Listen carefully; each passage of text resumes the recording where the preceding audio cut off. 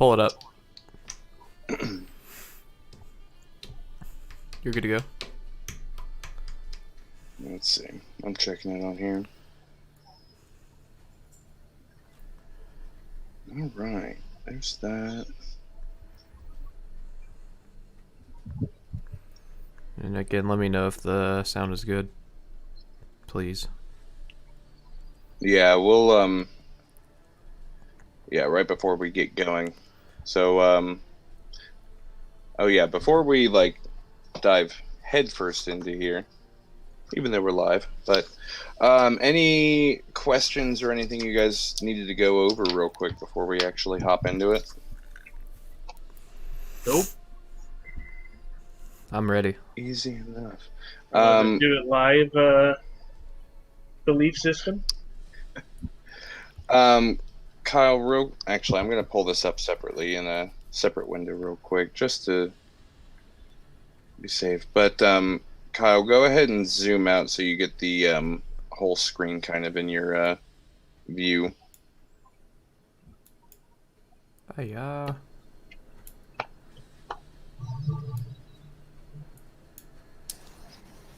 Let me... Oh, I just realized this title is still wrong. Oops.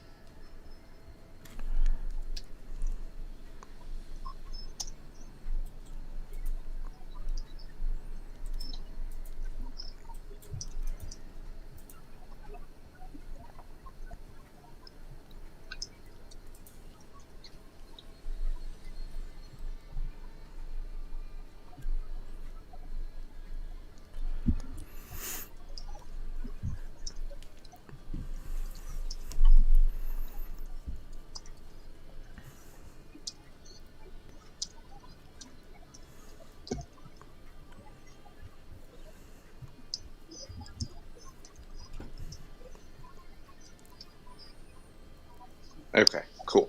So there's that. That should be more accurate for the stream. Let me refresh. Everything sounds good so far. I've only heard my sound.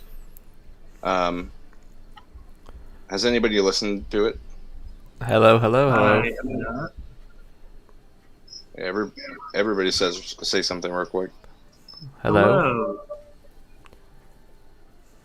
Hello. There's a lag, so I'm just you waiting gotta for it wait. to catch up real quick.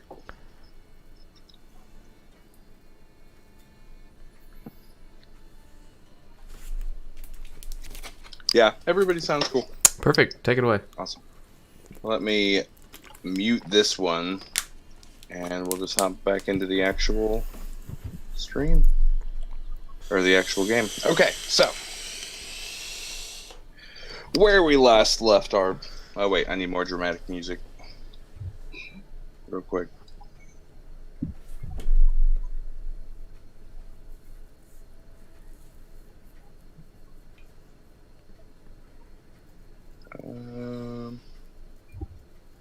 Let's go into this. Not dramatic. I was But it's a like, nice. It's a not more dramatic, but it's a nice. It's good for intro. Yeah, and we'll have this one primed. Okay, cool. Anywho, where we last left our party, they ventured deeper into the depths of this cave network under the Llewellyn Mountains, fighting off various beasts and befriending the dwarven ghost Ustak. The party eventually finds a colorful puddle and subsequently blows themselves up with a curious firebolt. Stirring the interest of a massive mutated gelatinous cube, they fight hard, having one too many close calls as the massive jelly form was ignited and surrounded them with both its corrosive acid and searing flames. Ultimately, they succeed, though, and take a much-needed and earned rest in the quiet taverns. Once the party awakes, they find an exposed ancient brick embedded in the cavern walls, and bursting through it, they find themselves inside inside of a very old and strange structure. Torches lit with signs of recent activity by its supposed cultists, but their confidence in their next course dwindled as they came face to face with a doorway with a purple runic energy flowing into the pitch infinite blackness within its arches, which, for the record, looks like this. As a rough idea, those runes technically aren't accurate, but just to give you an idea of this effect of what it looked. Unsure of what to scour the immediate rubes, instead choosing to ask their quest giver Will via the Sending Stone about its nature. And while he is familiar with the cultist dabbling in twisted dark magics of odd origin, he has never witnessed a structure of this nature utilizing this magic. And while they suspect he is keeping much from them, they can't help but feel he is hasn't lied to them. Nevertheless, frustration builds, but while discussing what to do next, Azura, using the ring found on one of the dead cultists, uses this dark ring to absorb this magic into itself, and they open the doorway leading into a long set of steps. On either side of the doorway... Oh wait, I almost forgot about this one. By the way, Azura, I don't know if you've seen, but that's what your ring looks like. I didn't have a picture uploaded previously. Now, so on either side of this doorway ahead of you, there's an ominous image of a shape of an eye, kind of, but with these spiked protrusions coming on either side as it sticks out of the wave-textured wall. None of you have seen this logo up until this point, but it is just perfectly placed on either side of this archway, torches lit next to them. So now, as you all start to make your way up the long stairway... Oh, by the way, I almost forgot about this one too. That is what these runes look like. Very angular and kind of scratchy, so it's very odd to you guys. None of you have seen anything like it, and that's the kind of runes that are around this archway instead of the ones there. But again, Witcher had the best example. Alright, so now hopping to where we are now within these within the temple itself. There we go. Just so it doesn't have, you guys don't have to drag your way there. That should bring you there. Coming to the temple itself. Now, as you all make your way up the long stairway, you see the faint flickering purple glow coming from the chamber ahead, accompanied by the low chanting of some individuals behind a pronounced, projected preaching voice. But even through this projection, you can't seem to make out what they're actually saying, or what the voice is. Anyway. Take out these gentle strings. And where's my other one?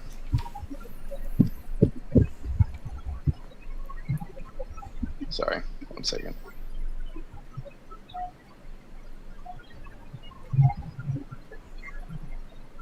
Okay, anywho. And as your vision starts to clear this top step of this stairway, you see before you a large, oblong, dome-shaped room.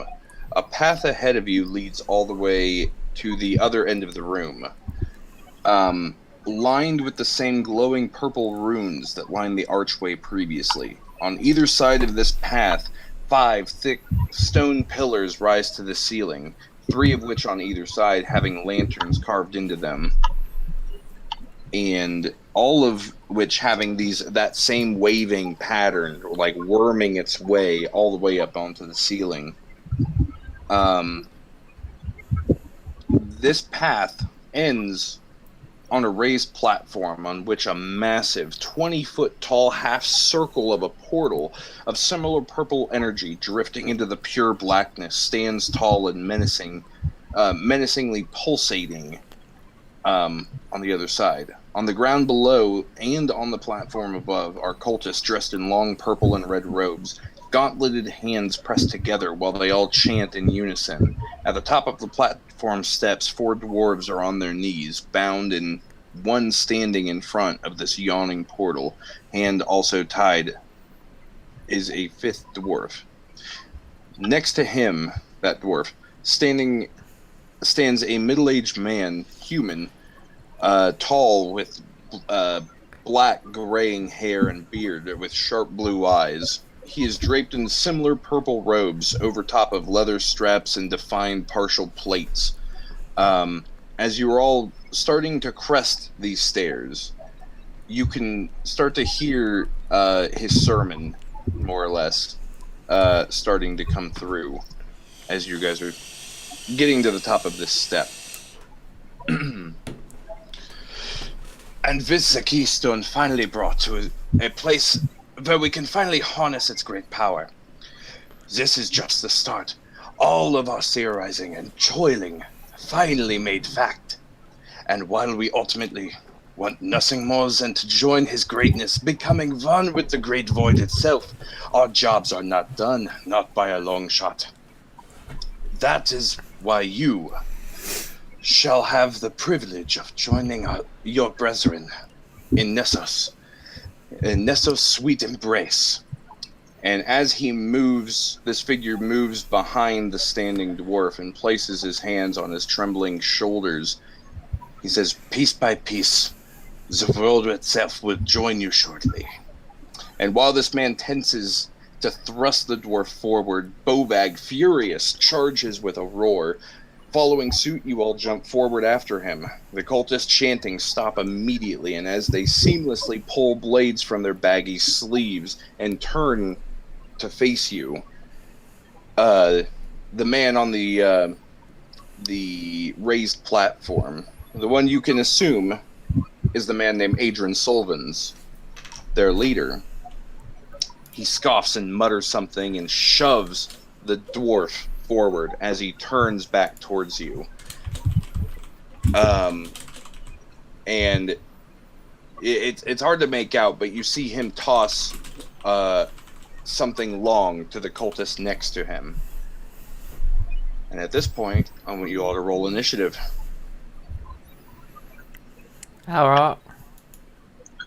A little bit more long-winded, but I kind of wanted to make up for last session. Beautiful roll.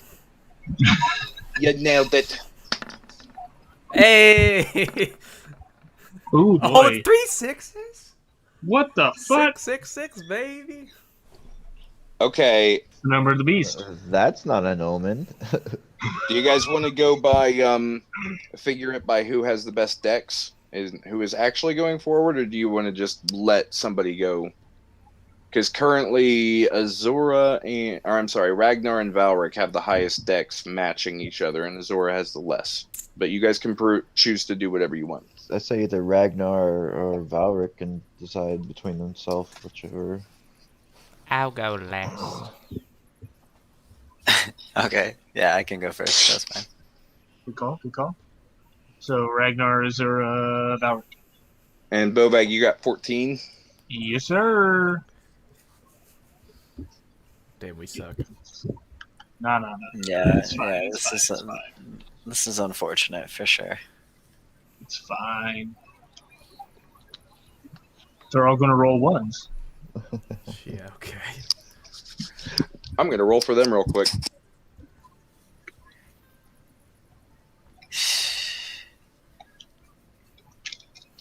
It did not start out how I wanted it to. No, not at all.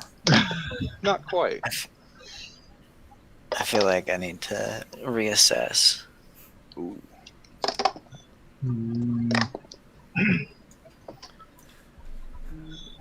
I see that line you're going. Yeah, that's a good line right there. Oh, wait, let me see. How far is it to get out of here?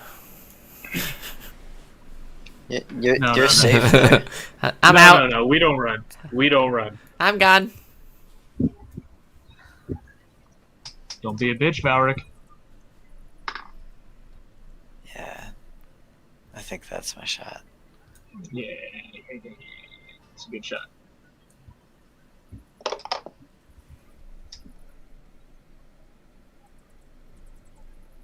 because he already sacrificed. 1. And there are 4 more. Yeah.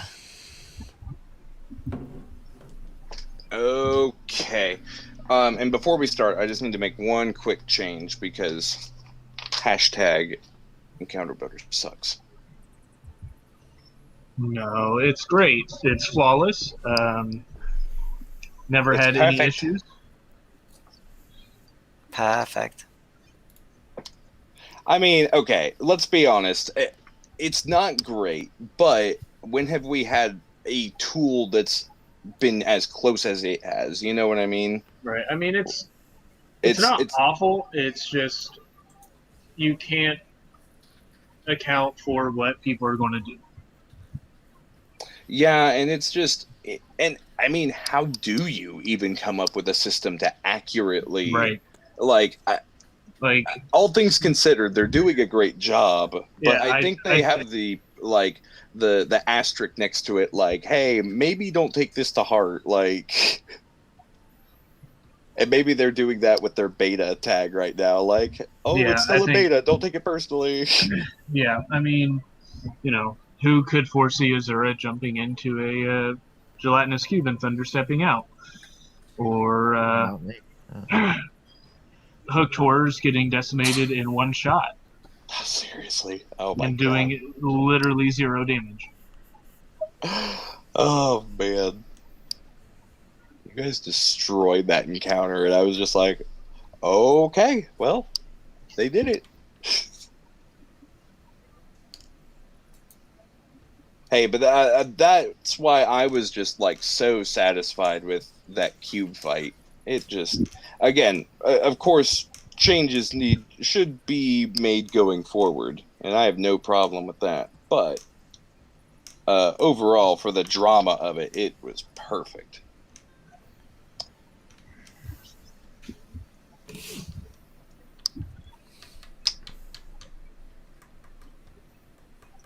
Okay, sorry, almost there.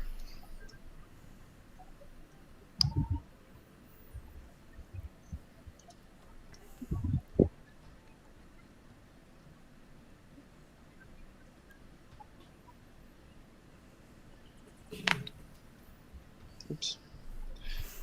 Okay.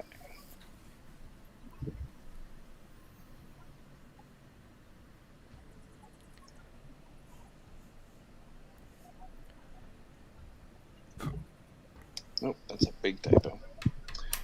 Alrighty, I think I'm finally ready. So that brings us to the top of the round,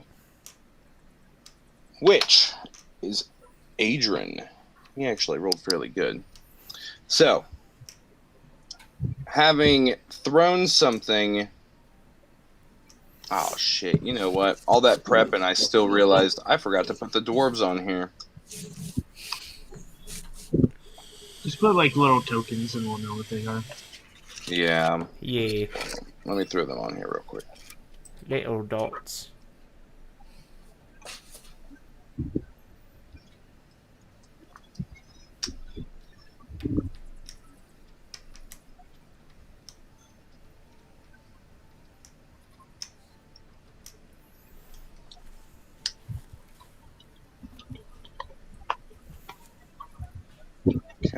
Come on.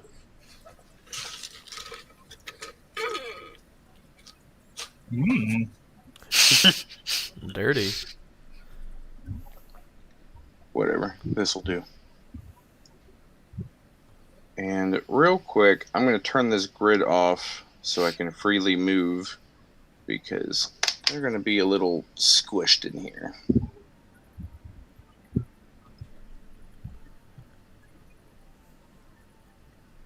The dwarves would like to trip him as he runs down the stairs. Oh, yeah, you're right. Yeah, so anyway, that one was like right here, right in front of it. He pushed him, and now he's in place where he is. And I should also note there is one other thing that my dumbass forgot to add onto this map. There is right in front of him. Ancient Red Dragon. Got it. Right about here, right in front of him. Actually, I'm just going to go ahead and draw the circle. And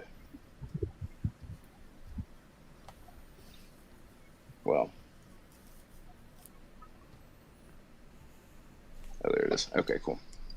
I'm just going to draw a little circle right here. There is a little pedestal, stone pedestal with the waving patterns going up and leading to a flat surface with those kind of, and the ring of it is lined with those runes glowing upwards too. And he's just kind of right in front of it. And as he turns to face you guys, he's just standing over it. So now we have these these four dwarves on either side of the stairway. And we'll turn this grid back on before we hop into combat. And one more thing that I did not do when I should have.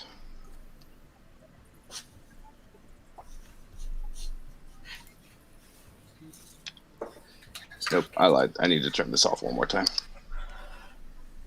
I told you guys I didn't get as much prep done as I should have.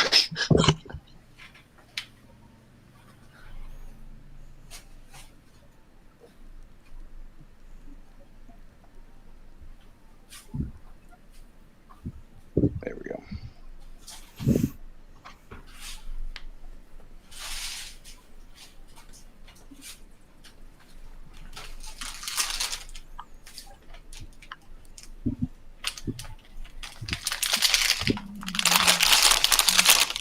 There we go. Okay, I think we're finally ready to rock.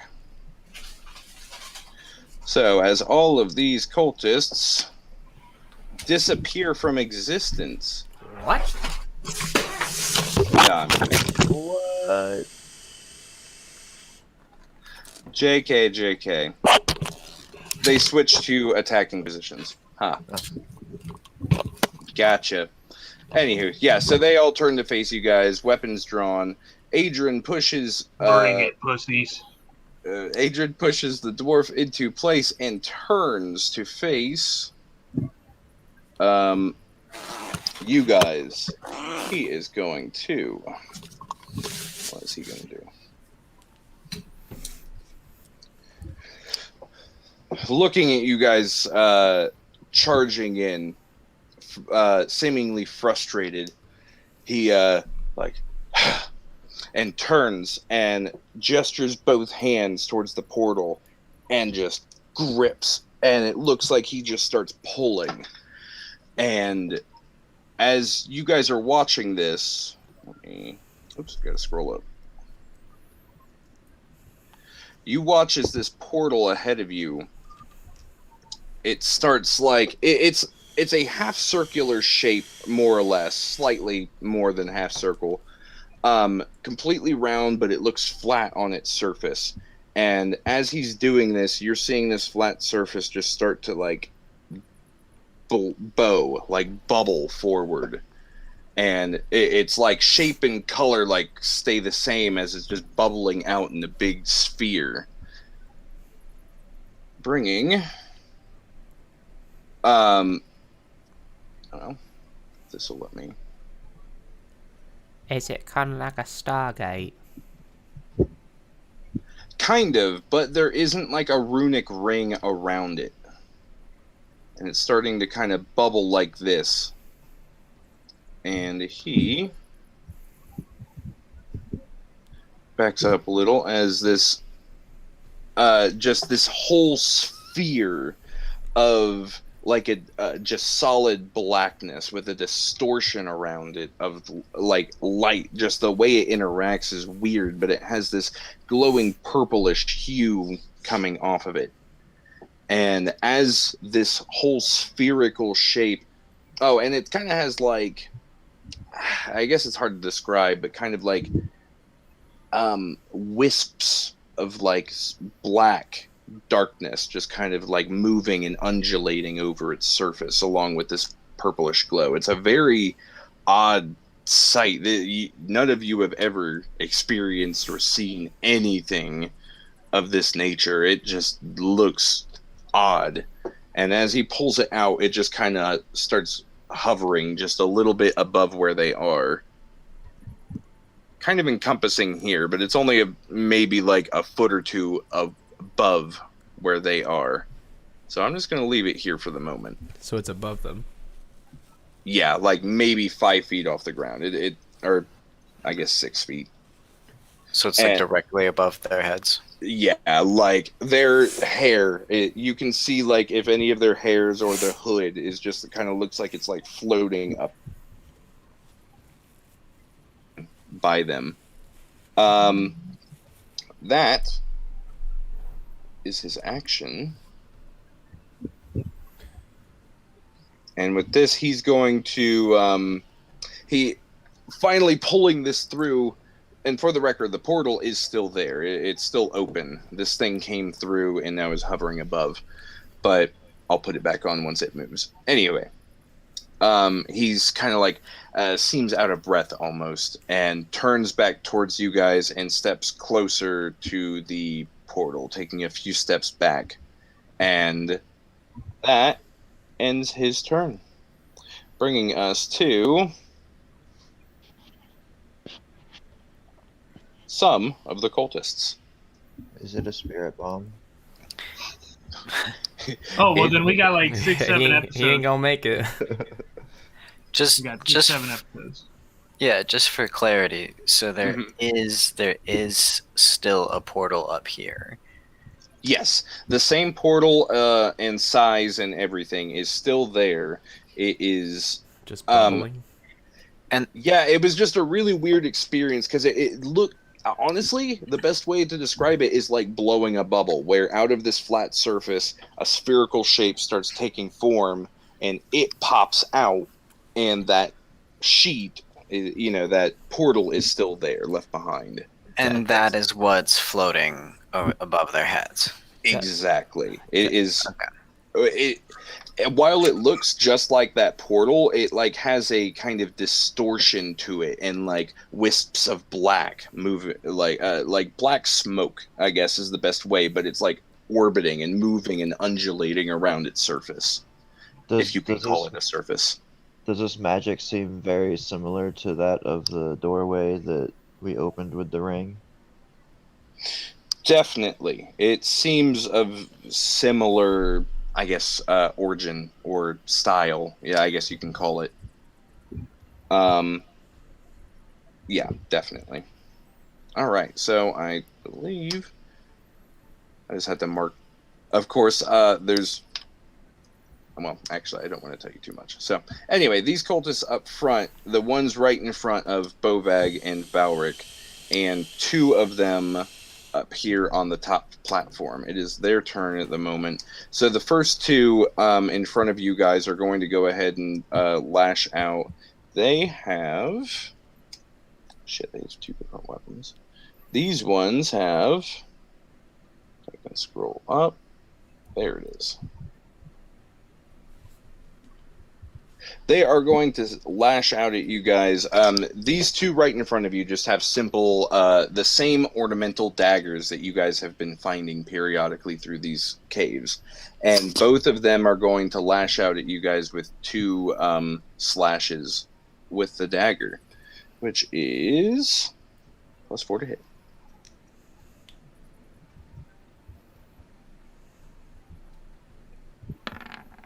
First attack against Valric. That's a Sorry, I should have miss. said that before I rolled.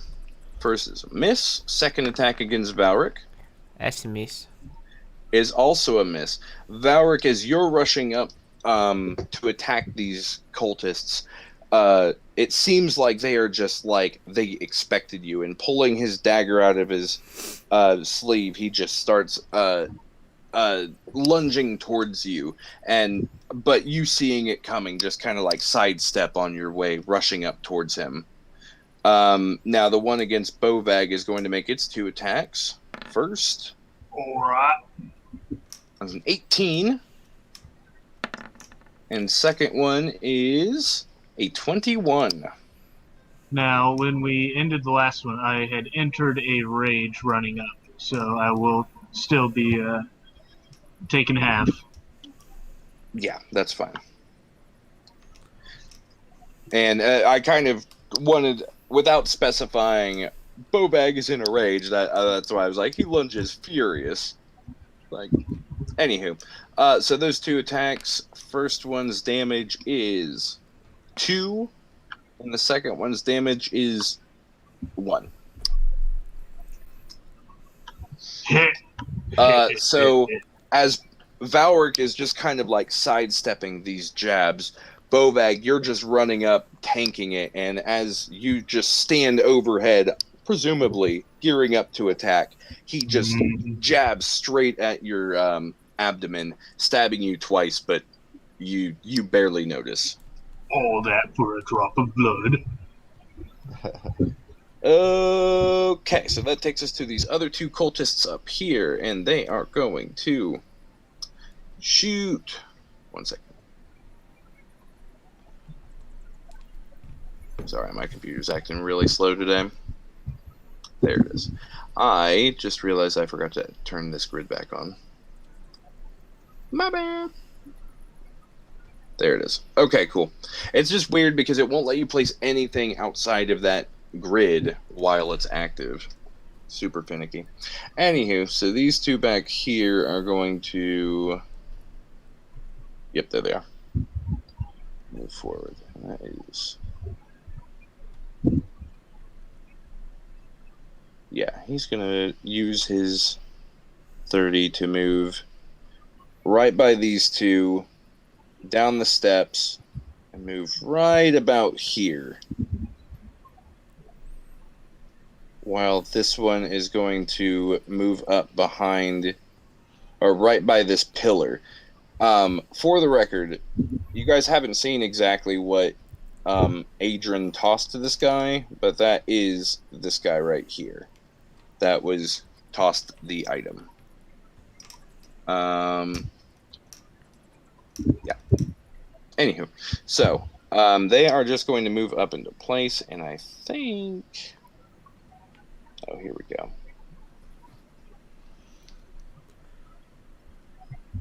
One sec. This one back here, by the pedestal, is going to raise its ceremonial dagger and point at Bovag, and is going to cast a spell at you. And I need you to make... Where is it? I'm sorry.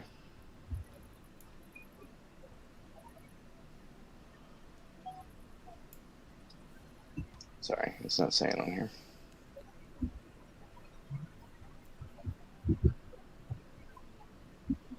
There it is. Wisdom saving throw. Goodness. I kind of figured it was wisdom, but I wanted to make 100% sure. 18. 18. And as you raise up your maul, something starts getting in your head, and you hesitate, and it just feels like something's trying to push its way into your mind, and you just shrug it off without a problem. Hey. Sorry, go ahead. Fuck that! The other one is going to point at Valric, and you will have to make also a wisdom save. Different thing, but same save. That'll hit. And no modifier? Nope. Oh, that is a fail. While you are running up and you dodge these 2 attacks and you rear back to make your attack, you just feel your body lock into place. Your muscles stiff and your arms just in position, but you can't seem to follow through with the swing. You are currently paralyzed. There it is. Okay, so that's it for these 2. They did their movement, did their 2 actions. You are paralyzed with a little icon now. That brings us to Bovag. It is your turn. I'm sorry, which one was it that cast that spell? The one up by the pedestal, up on the landing. I believe it was the one who went down here that cast at Bovag, unless I misspoke. But You told me it was this guy up here casting at me, and then Okay. this guy was casting at Valerie. okay, Can he we'll stick with see that. me? Can who see you? The guy that casted on me. Yeah, definitely. Even if it's this guy over here, he's 20 feet away. I'm small. The upper blocking it would be this guy, and one guy isn't going to completely block his vision of you. Okay. But that brings us to Bovag. It is your turn. All right, well, since I've already entered my rage, Mm-hmm. I am going to make some attacks here. Reckless, great weapon master, the usual. Wait, you are going to rage? I already did rage. 22 on the first one? Yeah, that definitely is. I just realized I completely forgot to switch the music to what I wanted. Fuck. Imagine I started playing this from the beginning. That's And bad. then, Anyway. Go ahead. I will attack again. 22 to hit. 22 So- also succeeds. Alright, so I will roll my 2 attacks. 23 damage on the first strike. He's dead. Roll your second damage.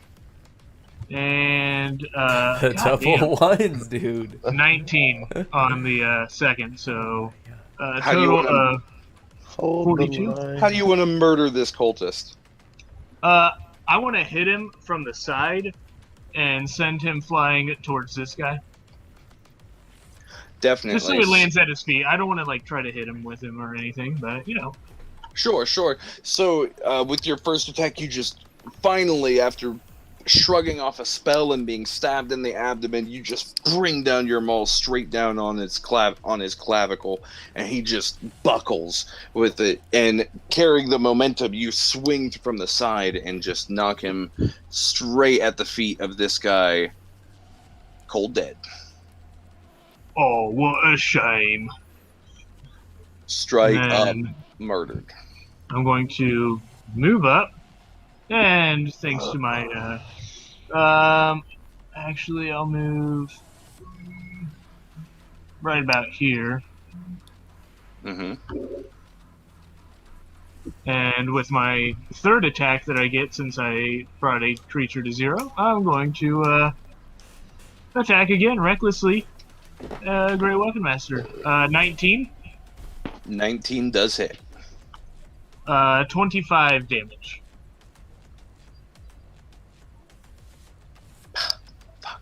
That is exactly this one's health. How do you want to murder him? Well, I'm going to just, Gallagher style, just bring it down on top of him. I just want to fold him like an accordion. And that is definitely no problem for you. You, bringing that maul down, straight down on his head, his spine just crumbles, and he hits the ground in a mound, or in a heap, whatever you want to call him. Anyway, he's dead. Oh, did that hurt? So I don't think he felt anything. All right, so that was a minimal amount of movement. So I'm going to move another 10 feet right here next to this fella. And that will To be give my him turn. a hug, right? Oh yeah, real gentle. Actually, I figured you wouldn't hurt a person, right? never. Never in my life have I hurt a single person. That's what I figured. Anyhow, Alright. anything else for your turn? Nope, that's it. That brings us to Ragnar. It is your turn. What do you do with it?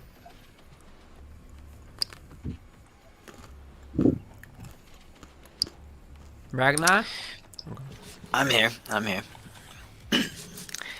Alright. So Ragnar takes a look at the absolute carnage that Bovak is leaving, and then kind of like looks really worriedly at that ball of darkness. Mm-hmm. I'm gonna move. My movement is 30, so I'm gonna take my full movement. Mm-hmm. Go here. Okay. And then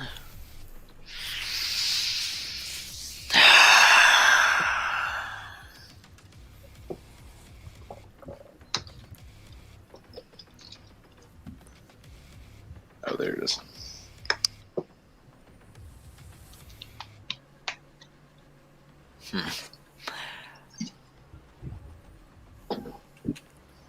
Yep. Yeah, I'm gonna go ahead and do that. I'm gonna use my bonus action to Misty Step into right here. Sorry, gonna stand right here.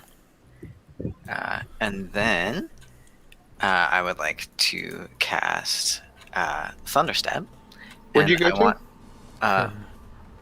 want right next to the boss guy.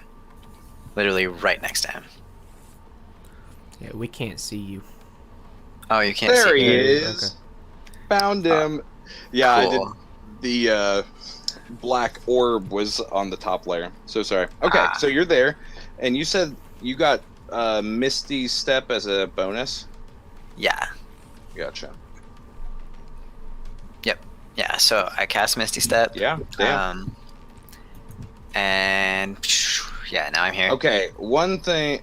Now, correct me if I'm wrong, and this shouldn't be a problem, but I do want to clarify it now while I'm thinking about it. If you're going to cast 2 spells on your turn, they at least have to be like the second one has to be of a lower level than the first. What exactly?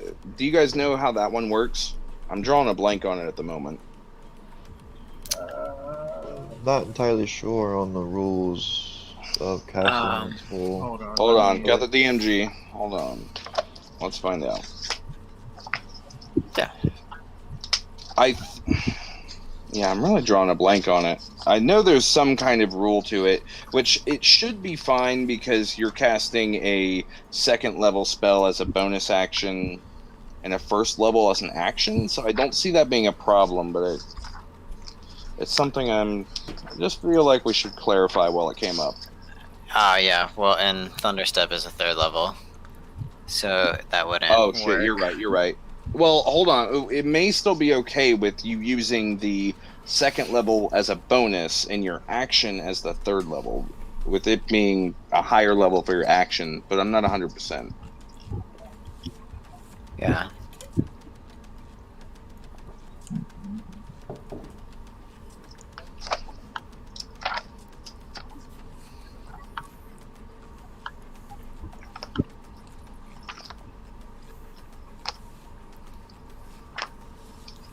Okay, I think I finally hit the section.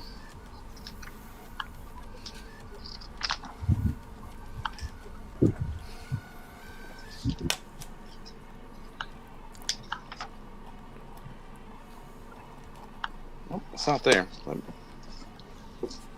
Well, I can do something else.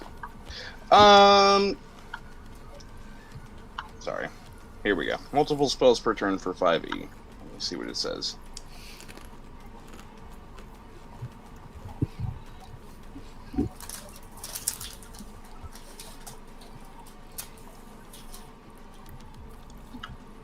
Okay, well this is really just saying that as long as you...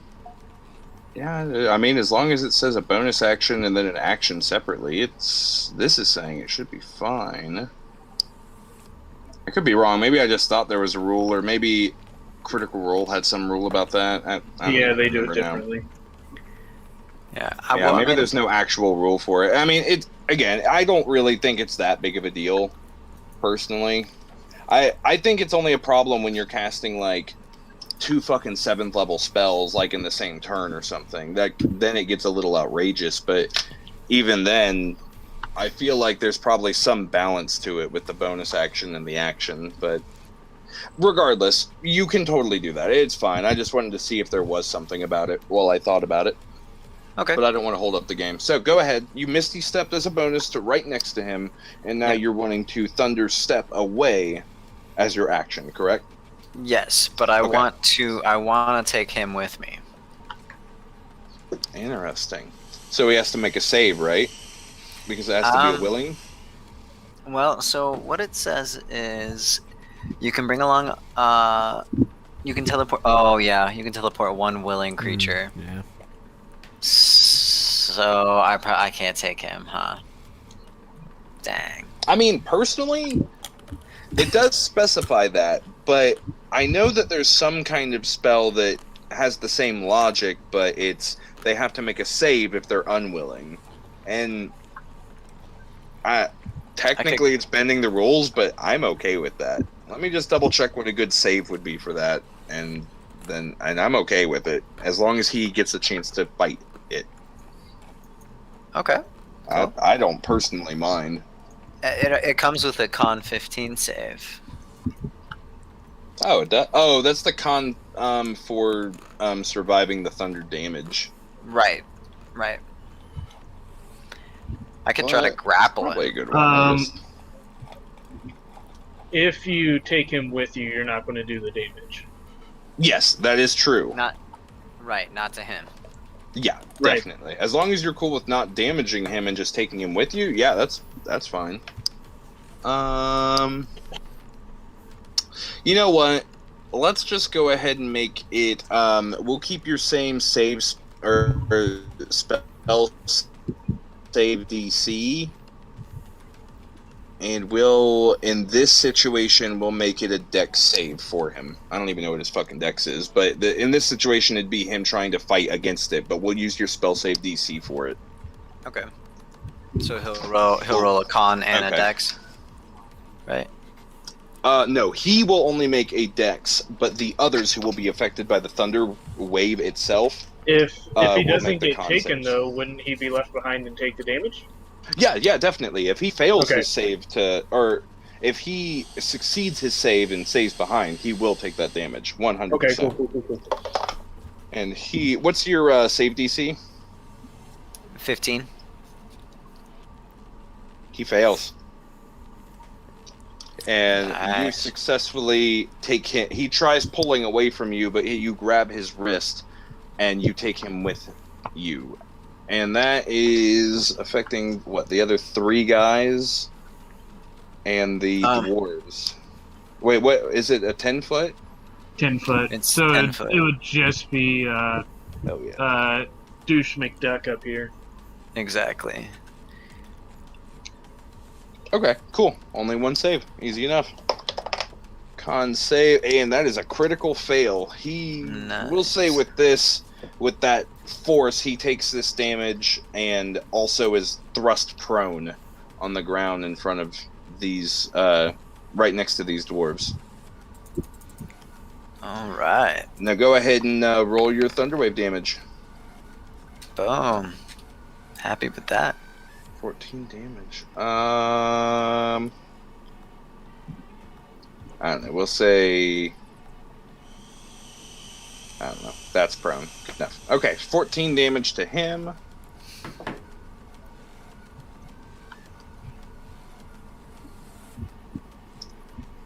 Okay, cool. And where do you thunderstep to? I would like to go right next to Valrek.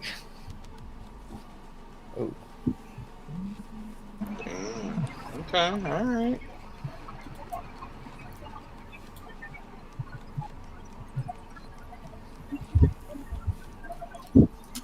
Alright. Anything else with your turn? No. That'll be it.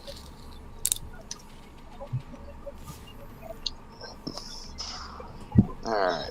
Whose turn is it? Azora, it is now your turn. Cool.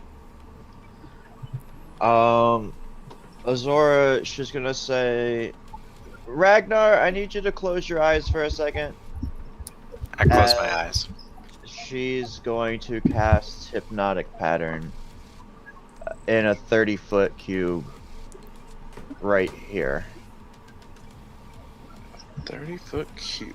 Centered on this guy right here in the middle. No, it's she wants its boundary to start right here where this where Ragnar just reappeared, Mm-hmm. and go all the way up, pretty much getting everybody. Nice. Except for me.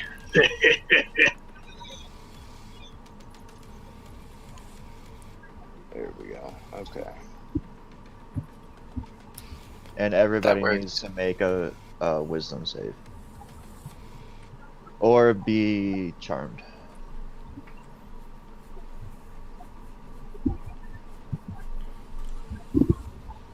Okay, I see. So, and Yeah, I'm just outside it.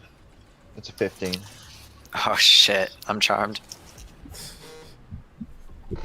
I said close your eyes, Ragnar.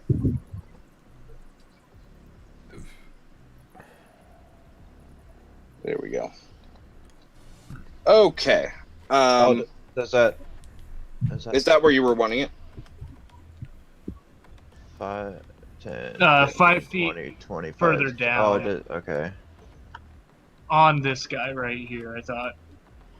I thought I could get him and everybody. It's a 30-foot cube. Yeah, I got 30 feet right now. Yeah, I think the measuring thing is just... Oh, okay. It So doesn't count it until like the first. I see what's going on here. Okay, that's fine. let me see. There's actually a way that I can change this real quick because it's like snaps depending on where it is in the. Right. If Grid? you take the grid off, you should be able to slide it to where it should. It should be. Oh yeah, here we go. When you hit that ruler tool, you have snap to center and snap to corner. Snap to corner is going to give you more of a realistic. You know what I mean? Warner.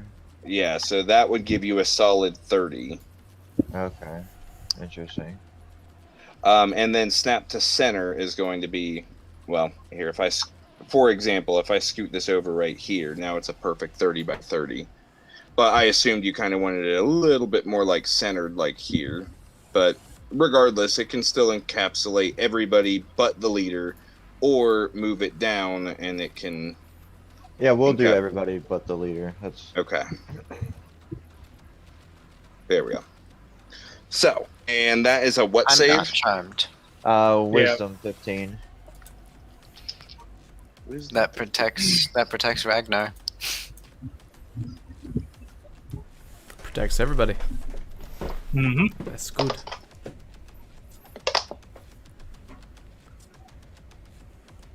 I'm sorry, you said wisdom 15, right?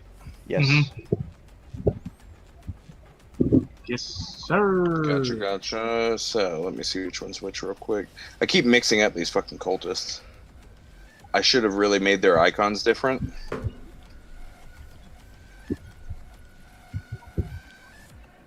I would just go one at a time, starting with like this guy. Yeah, she really wants to know if So I'm adding these little lightning bolts. this guy here. Oh wait, I'm sorry, wrong one. I ain't even worried about him. Okay, they don't got nothing. He's got Valor paralyzed. Hmm. Yeah, my bad. Okay, so this one fails. This one fails. This one did succeed. Wrong one. So these two up here need it.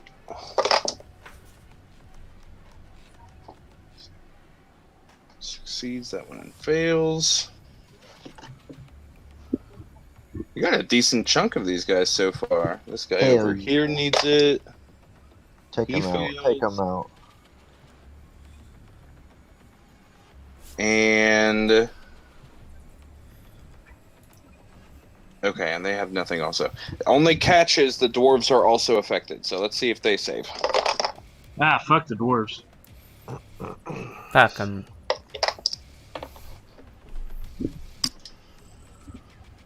And these back here also fail. But, you know, they're bound anyway, so.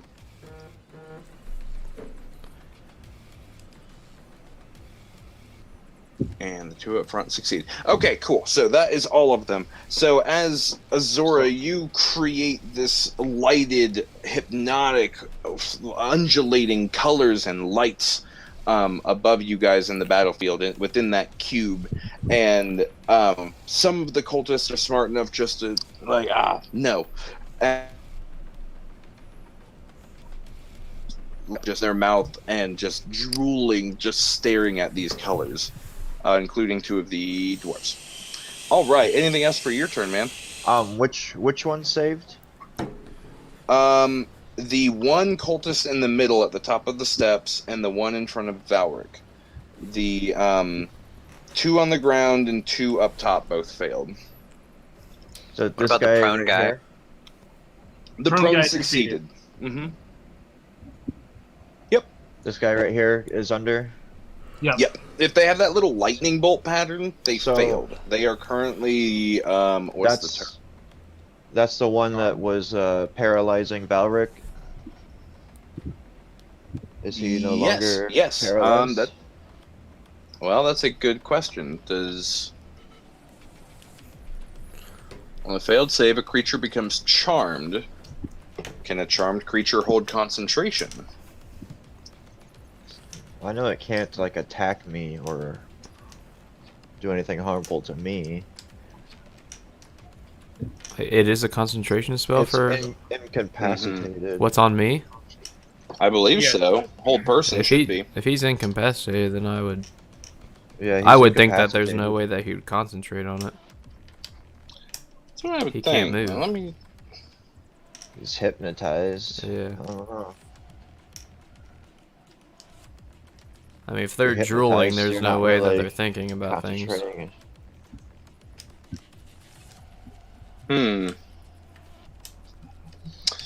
So, as written, charmed does not end concentration, but fuck it. Let's just give it a concentration save or a con save anyway. Against Because I the feel like spell if DC? he, I'm sorry. Against the spell DC or against what? Because normally a con save is for concentration is either 10 or half the damage you took, whichever's higher. Yeah, we'll just go against the spell save DC that you have, Azora, which is 15, correct? Okay. Yeah. Fuck it, I'll just do it on here. He doesn't have anything for it, or he has +1 for his wisdom, or I'm sorry, concentration. Oh, concentration or wisdom, it doesn't matter. 17. He will hold his concentration of hold person. Shit. Sorry, I tried. Yeah, because I mean, I don't know. That's a fair point, but so I'm okay with giving it a chance, but I think go through anyway. Alrighty. Azora, anything else for your turn? You did hypnotic pattern. You didn't do anything else, right? Yeah, that's all she did. So I think she might just kind of move over this way and just kind of hide behind this little pillar of fire. Okay. Are you attempting to like actually hide from visual? Does that require an action? I don't have. No, I Yeah. mean I'll lump it into. Okay. Well. To hide unless you're a rogue, it's a Yeah, it's I a don't full have action. so- Okay. Never mind then. Thank you. Can't she just stand behind it and look cool? I guess. Yeah. That puts you I mean, under partial cover. Yeah, Definitely. Cool. Yeah, we'll do sure. that. We'll do that. That's what I was getting mixed up. Yeah, because only rogues can do that without a whole action. But Right. you're still partially covered, definitely. All right. Anything else for your turn? No, that's it. Alrighty. Valric, go ahead and let's see, because what's the save for that? Because you should be able to make a save every turn. Yeah. At the end of each of its turns, the target make a wisdom saving throw. Oh, Valric, you're so wise. So wise. It was almost a 19. Oh That my. is not enough. You are still paralyzed in place. No modifier? Nope. All right, that brings us to the remaining cultists that have not gone. The ones that are not dead yet. Well, they'll be Or dead here hypnotized. soon. Or hypnotized, yeah. Yeah, that leaves what, one? There's what? Well, yeah, I think one. Just this one? They all got squigglies above their head. Mm-hmm. Yeah, all of these cultists, every single one of them, failed the hypnotic pattern. Yeah, because there's essentially two different types of cultists right now, and man,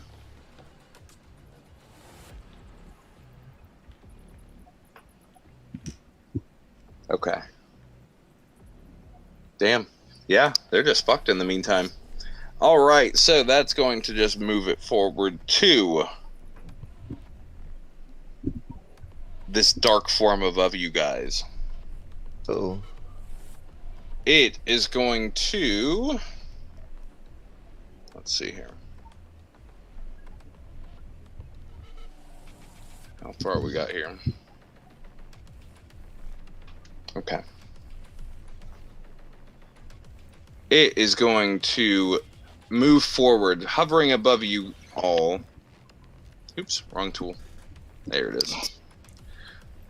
Hovering above, it will start to come down right here next to Valric and Ragnar. And as this form goes over you and like lowers down to ground level, these wisps of black smoke start spinning, like undulating a little bit faster, and a few of them whip out towards Ragnar and Valric, attempting to attack. It is going to be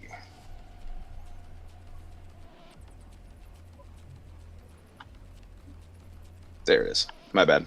Okay, so it is going to make 2 dark tendril attacks against both of you. Ragnar, it's going to make 2 against you and 1 against Valric. Use this right here.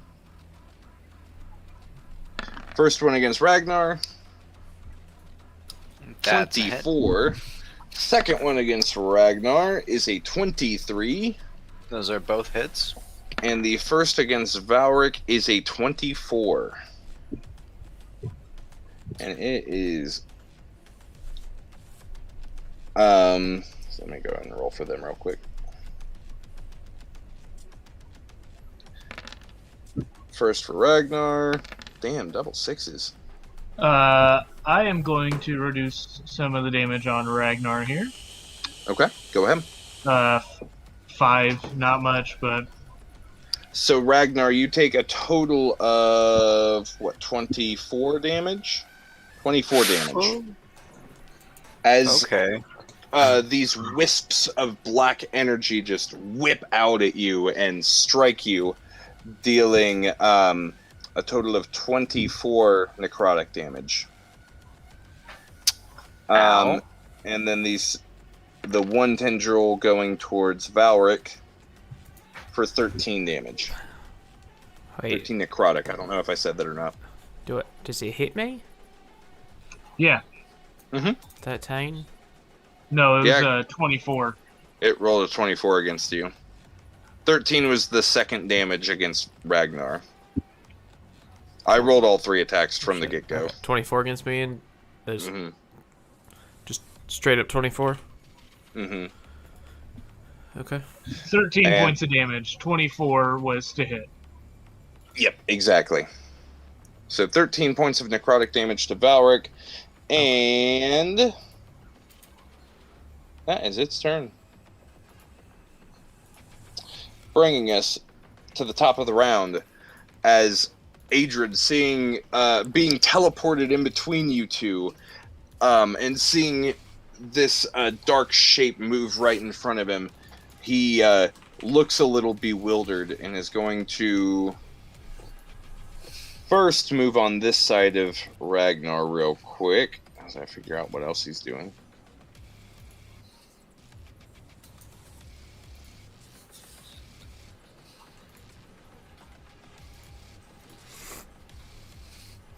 Okay, my bad. And while he is here next to Ragnar, as he pulls his arm away from you and starts moving around you, just eyeing you like with a bewildered glare, he's going to reach back out and grab your other arm and attempt to bestow a curse. Oh no. And I need you to make a wisdom save. Oh no, you no. Oh. That is not enough. Not very So- wise, Ragnar. No, You are he's now not. cursed.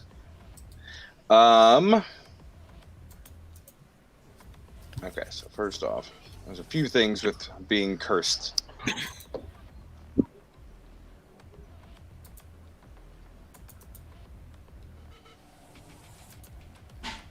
Sorry. Jesus. Here we go. Okay, so you have one ability score that you now have disadvantage on any checks or saving throws with it. That one is Constitution. So you have disadvantage on the Constitution checks and saves. While cursed, you have disadvantage on attack roll. While cursed, the target has disadvantage on attack rolls against... Oh, I'm sorry. You have disadvantage on attacks against Adrian. I was reading that weird. Okay. And Mhm. and con saves? Yes. Con checks and saves.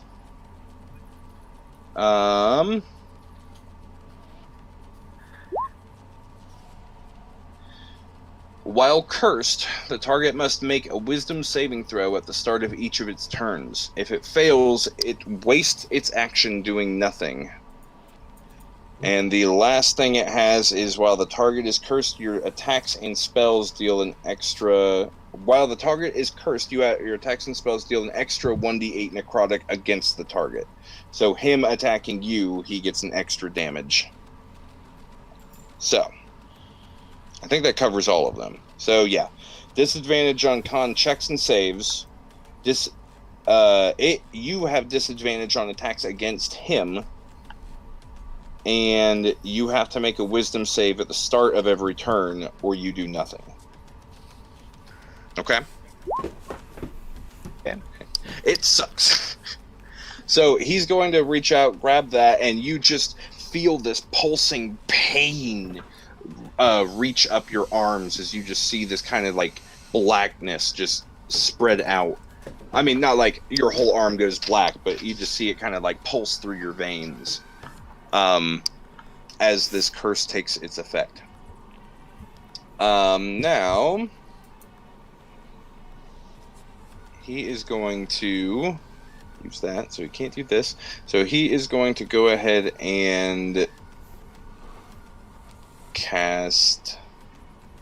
So the curse is not a spell? The curse is a spell, or it's a... Well, I should specify. The curse itself is not a spell, necessarily, but it is cast by a spell, Bestow Curse, if that makes sense. Oh, right. So is that like a bonus action? No, it is an No. action for Bestow Curse. He was going to cast an additional spell as a bonus action. And this purple shimmer covers over, just kind of starts shimmering over his persona, I guess is the best way to put it. Just this kind of shimmer to him. And that is going to be the end of his turn. He's not going to risk moving away from you, but bestowed his curse and has a little extra on himself. That moves us to these other cultists. Here. 1 second.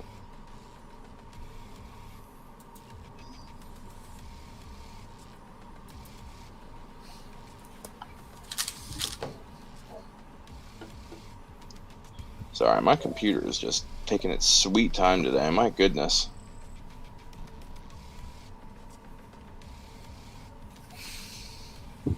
Okay,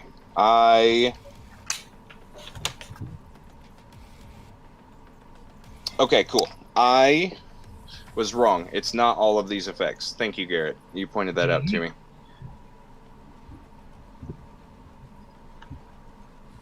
Yeah, it's a tricky one because they don't word it really well. Yeah, and it technically doesn't say that it's only one, but still, it's not all of these effects. Okay, so, sorry, we're backtracking a little bit, but that's a good catch. We're sticking with the disadvantage on con saves and checks. And you have disadvantage on attacks against him, but we're dropping the other two effects of him dealing extra damage to you, and the other one, what was that? Oh yeah, and you wasting your turns. We'll drop that one off. So you only have disadvantage on the checks and saves, and it has disadvantage on attacks, or you have disadvantage on attacks against him. Okay? Sorry. That is definitely a good catch. We'll keep half of them. Okay. Cool. So, moving on. That brings us to these other cultists' turn. Some of them are hypnotized. The one in front of Valric is not, and he is going to go ahead and make his attacks against Valric. Not like he had. That's a miss. Not that one. Sorry. He's actually just going to he's going to go ahead and, with you paralyzed, you see him just kind of walk up and touch a hand to your chest, and is going to cast Inflict Wounds. And he is going so make a melee spell attack against you, and on a hit, it deals the damage. It's a little weird because they don't have the. Oh, there it is. +3.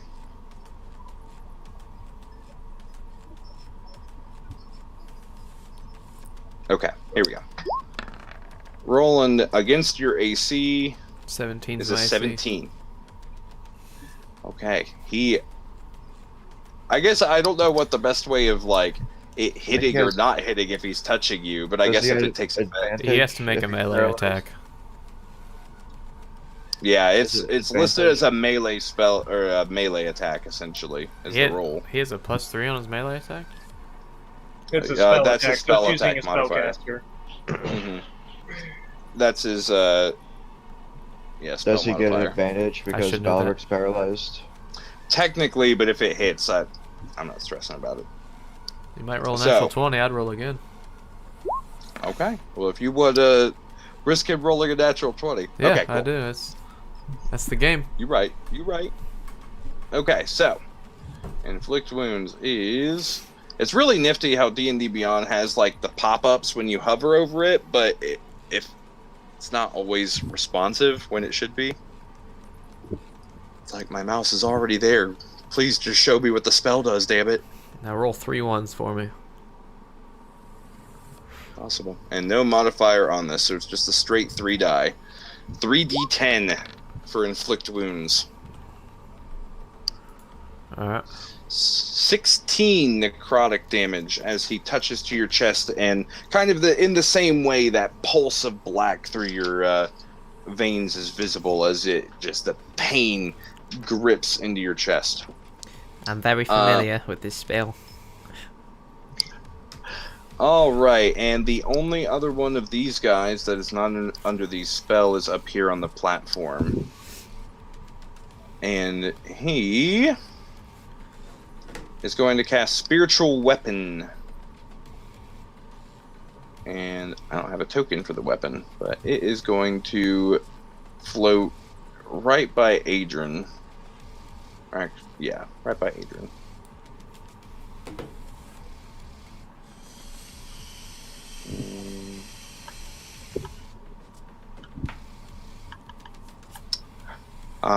Oh, okay, cool. As a bonus action is when it takes its turn, so it can cast this and make its attack in the same turn, and it'll make its attack against Ragnar once I pull this up.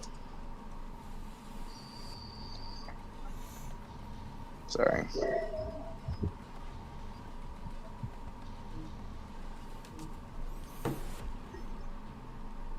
I don't know. I'm just putting a random tile here, but he's going to cast and create a spectral, like, barbed maul as it apparates next to Adrian. And Ragnar, you just see it kind of like pop up next to you with this purple, like this sickly purple glow, and it as it just kind of hovers in the air right there, it just kind of whips and like makes a attack against you. Let me see. Sorry. Okay, yeah, this is another one where it's a melee spell attack, so that's a +3.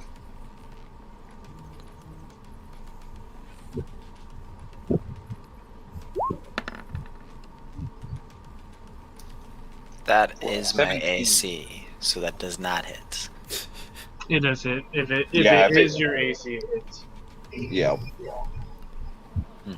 Okay. Luckily, Spiritual Weapon isn't horrible. It's a nice additional bonus damage for people when they don't have a way to deal bonus damage.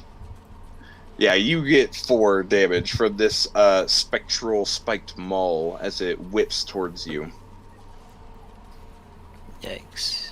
And the other ones are all either dead or hypnotized. Bobag, it is your turn. Right. Well, I'm going to take my first attack against this little fella right here. Reckless Great Weapon Master, of course. Real quick, before you make that attack, you might already have advantage because he's paralyzed. Or I'm sorry, charmed by the... Right? You get... I could be... Well, I think charmed is a little weird because... Okay, well, here... The spell lit says it's incapacitated.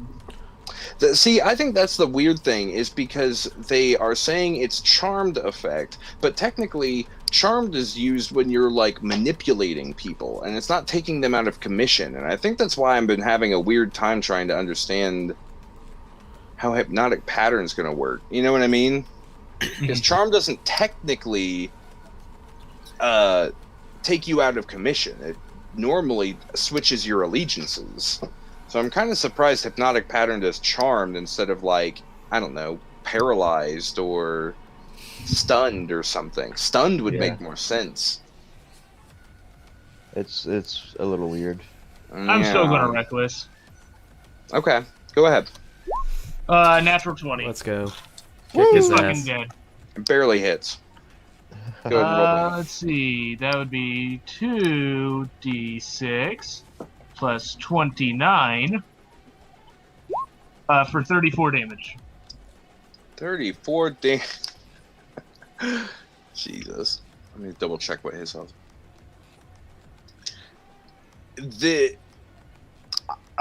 You don't quite kill him, but he is barely, like, after this hit, he is just, like, wheezing. He is in rough shape. Does he maintain his concentration on check. the spell? That's what I want. Sure. It'd be 17. What's his modifier? I think he only has a +1 to con. Yeah, +1 to con. There it is. Son of a bitch. 19. God damn it. Alright. He's Gonna hit him again. persistent. Reckless bastard. Great Weapon Master. 11. 11 does not hit. Well, with my where is it?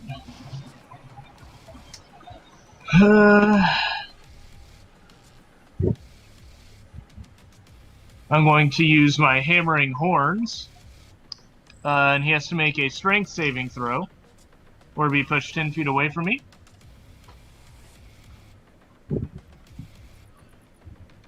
That's my bonus. I'm sorry, can you repeat that for me? He has to make a strength saving throw. I'm using my hammering horns as a bonus action. Okay, gotcha. And you said a strength save? Yep. Luckily, nothing for it.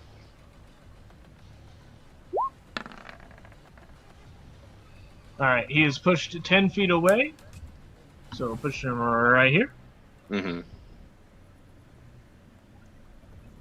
And I'm going to move my happy little ass right here. And just stare at this little fella right here. Hello, Poppet. And that will be my turn.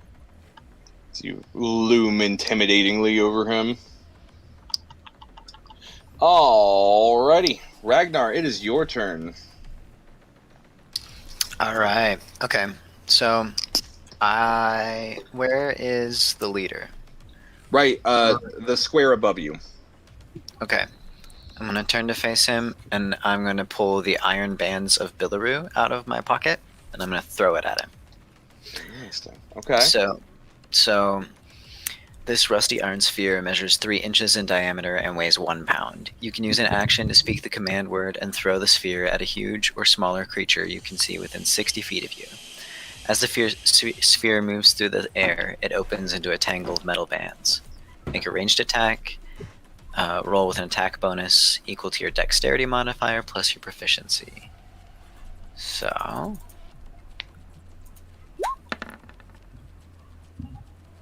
Oh my god. And this is against his AC? Yeah, it's a ranged attack. Yeah, it does not stick, but can I only say it only doesn't stick because he put that shimmering field around him. Otherwise, it actually would have been exactly his AC. So, as you throw this ball just right towards him, since you guys are like right next to each other, it goes to open up and it like goes to clasp around, and he like flinches. But you see it like wrap, and but it doesn't touch him. It's like just off of him.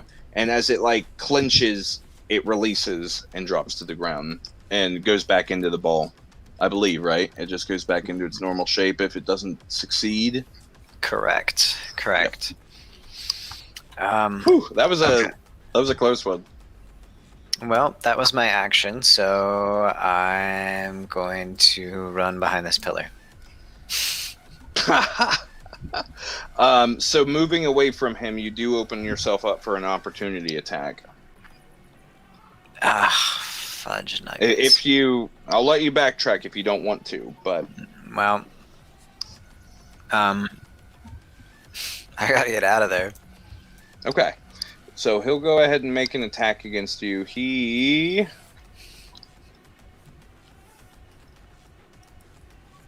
It has to be I guess I melee should. attack. It Yes, can't be a spell. definitely. I should specify. He does have in one hand a wand and in one hand a dagger. I guess I didn't specify. He actually does have a melee weapon on him, but not like he has a whole lot going for it anyway. But still, he's going to attempt to swipe at you with his dagger. So 12, miss. That misses. As I run, can I use my bonus action to pick up the bands? Like if the ball fell near me. Yeah, that should be okay. You can pick it back up. Okay. I like reach for it and he slashes at me and I dive out of the way. Yeah. All right. Okay, That's cool. it. That's it. That's all I got. Alrighty, that brings us to Azora. Is your turn. Okay. How high up off the ground is this black orb It is. of... It is like on the ground at this Rescue. point. It lowered its way back down. Okay, Mhm. interesting. Alright, Azora's gonna make Oh her shit! way. Hold on. Before we technically, you moving away, this creature also gets an opportunity attack. It's still a creature with melee attacks. I am so sorry. Let me do that real quick. Wait, that's a creature? Oh yeah, it is a creature of its own motives and actions. Oh. I thought it was a magical sphere.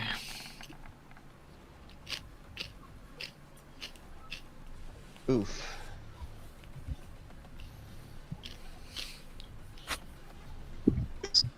It rolls a 26 for its tendril attack. Oh yeah, that hits.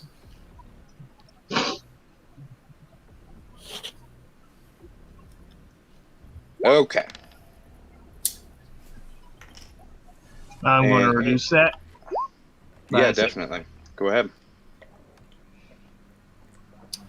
You said Okay. reduced by 6? Okay. So I take 9 damage. Exactly. You take 9 damage as the dark tendrils just whip out at you as you attempt to move away. But you successfully can still move away if you're wanting.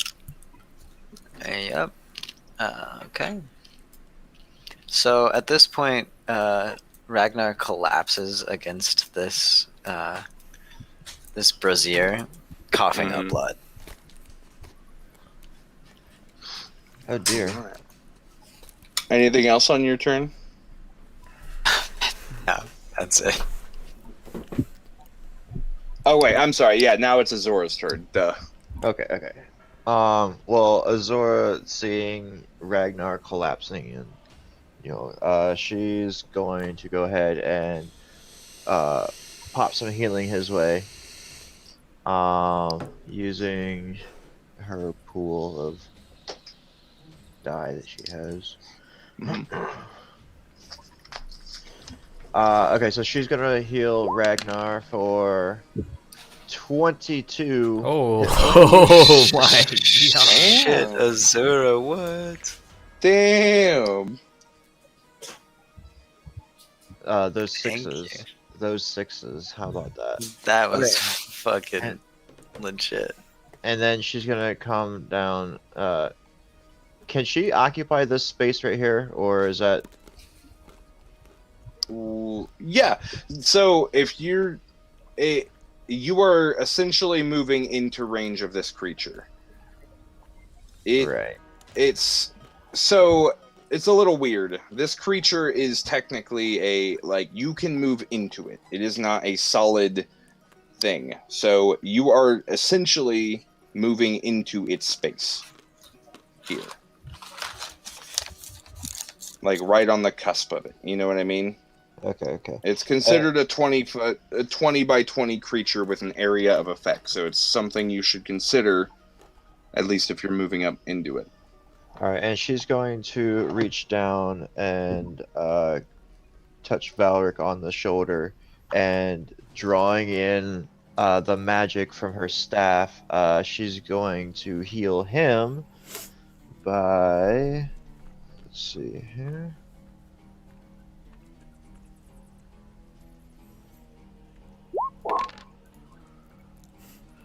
Eight. That wasn't as much as I was hoping, but And just to be sure, when you cured Ragnar, were you using Cure Wounds and then cranking it up No. to 4th level, or? no, Ragnar. She was using her ability, her celestial. Oh, you said ability. out of your pool. Yeah. Yeah, you're right. You're right. I'm sorry. I Okay. just can't remember what the name of the ability is off the top of my head.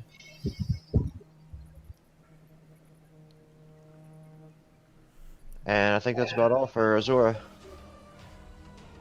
I don't think she can move anymore. All right. Actually, yeah, I think she can move. Actually, Uh huh. I think she can move. Just she didn't use all of her movement, so she's gonna move just a little bit that way. Oh, I see. So your ability's Healing Light, by the way. So doing this, since this is where it's like its area, you moved into its space. So if you move back, you are opening yourself up to an opportunity attack. He already Does it used get his more than one reaction. reaction? That's true. That's true. You're right. It gets the one reaction per turn, and Huzzah. Ragnar already moved away. You're correct. I'm sorry. All right, man. And that's the end of your turn. Yep. Valric, go ahead and give me a con. I believe it's con save. right? Wisdom. Save. Sorry. Swear to God, if you roll a 90. Jesus Christ. What? Natty. That's not good. Yeah. That's not good. Yeah, you are still held. Moving on to the any cultists that remain. Actually, I don't know if there are any of these ones that are still around. That one's the other one. That one is hypnotized. Yeah, actually, these other cultists are all spoken for. They can't do jack shit. So, Haha. that brings us to the Dark Essence. Or, you know, whatever this is to you guys. It is going to go ahead. Oh, wrong thing.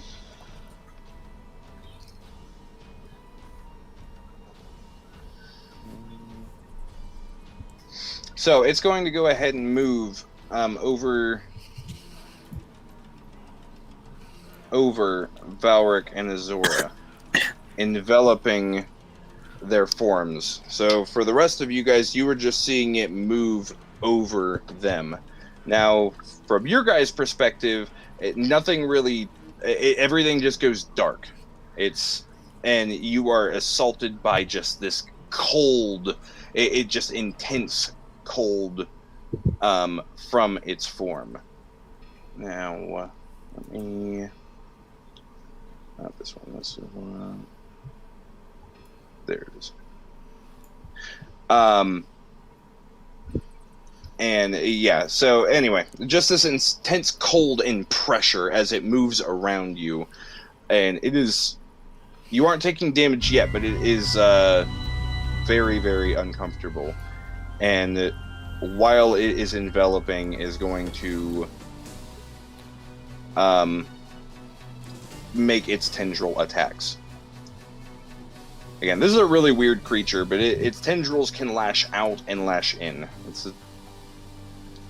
I hope I'm doing a decent enough example explaining this weird fucking thing. So anyway, it's going to go ahead and make its attacks. 1 against Valric, 2 against Azora. What's up?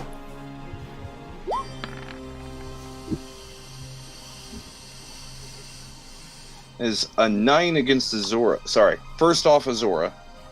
First attack is a 9. Second attack is 14. Both misses. Valric, the attack against you is a 14. Miss. Let's fucking go. Alright. So, as it moves over you guys, and you guys are assaulted by this pressure and cold, and you feel it like lashing towards you, but it does not succeed. It doesn't make purchase. So, moving on. Mage armor. Yeah, definitely.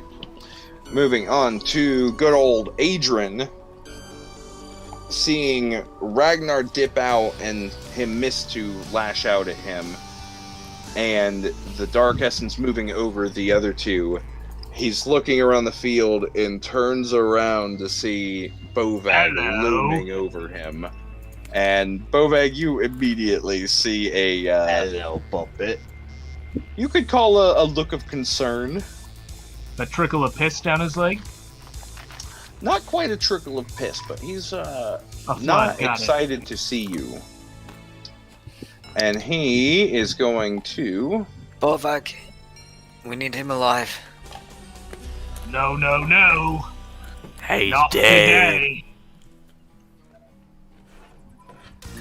I have questions. Fuck your questions. I'm killing this motherfucker. Turning and seeing you stand over him intimidatingly, and then argue on what his fate is going to be, he will reach up and say, "I'd like to see you try." And he's going to touch the wand point to your chest and do a familiar spell and attempt inflict wounds on you. Ooh, that tickles, bitch. Oh boy. And he is... Oh, there it is. Yeah, so he's going to make a spell attack. Damn, Nice. for a 5. I'd like to see you try.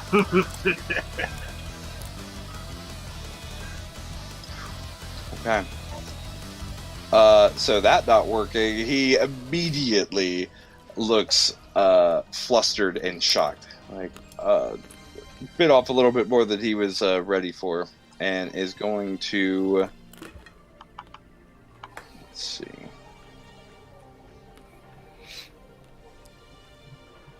Can't do that, can't do that.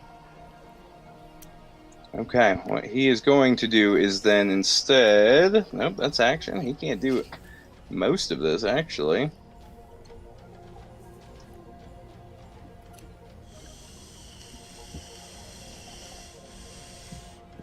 Damn. Yeah, actually, he really can't do much. But seeing this dicey situation with Bovag, he is going to attempt to move away from you. So you get an opportunity attack. Alright. Yeah. Great Weapon Master. 21. You hit.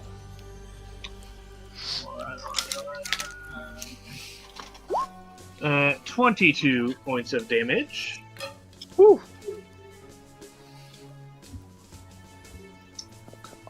There we go. All right, and so as he looks shocked that that didn't work, he's going to start backing away, and you instinctively just swing up at him, smacking him in the side as he pushes into... Oh, come on. Into the Dark Essence itself. And you lose, Bobag, you lose visual on him. What? Where'd he go? Moving into the form of this dark sphere. That is going to bring us to some of the cultists.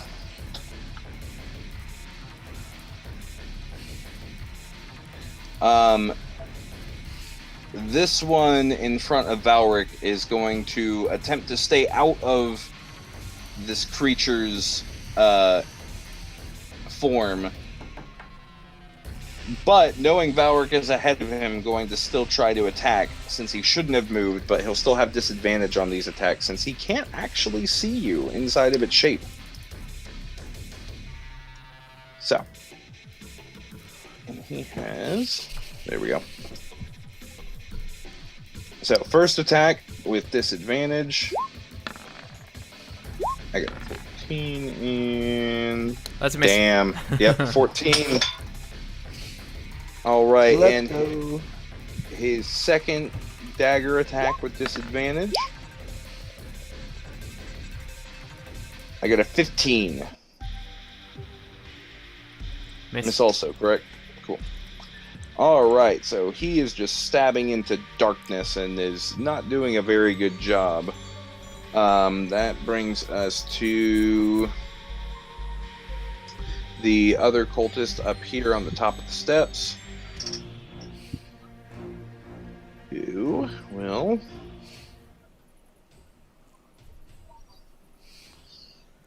is going to cast... Oh, wait. That's the one that casts Spiritual Weapon. Never mind. That is... Huh. Spiritual Weapon is not concentration.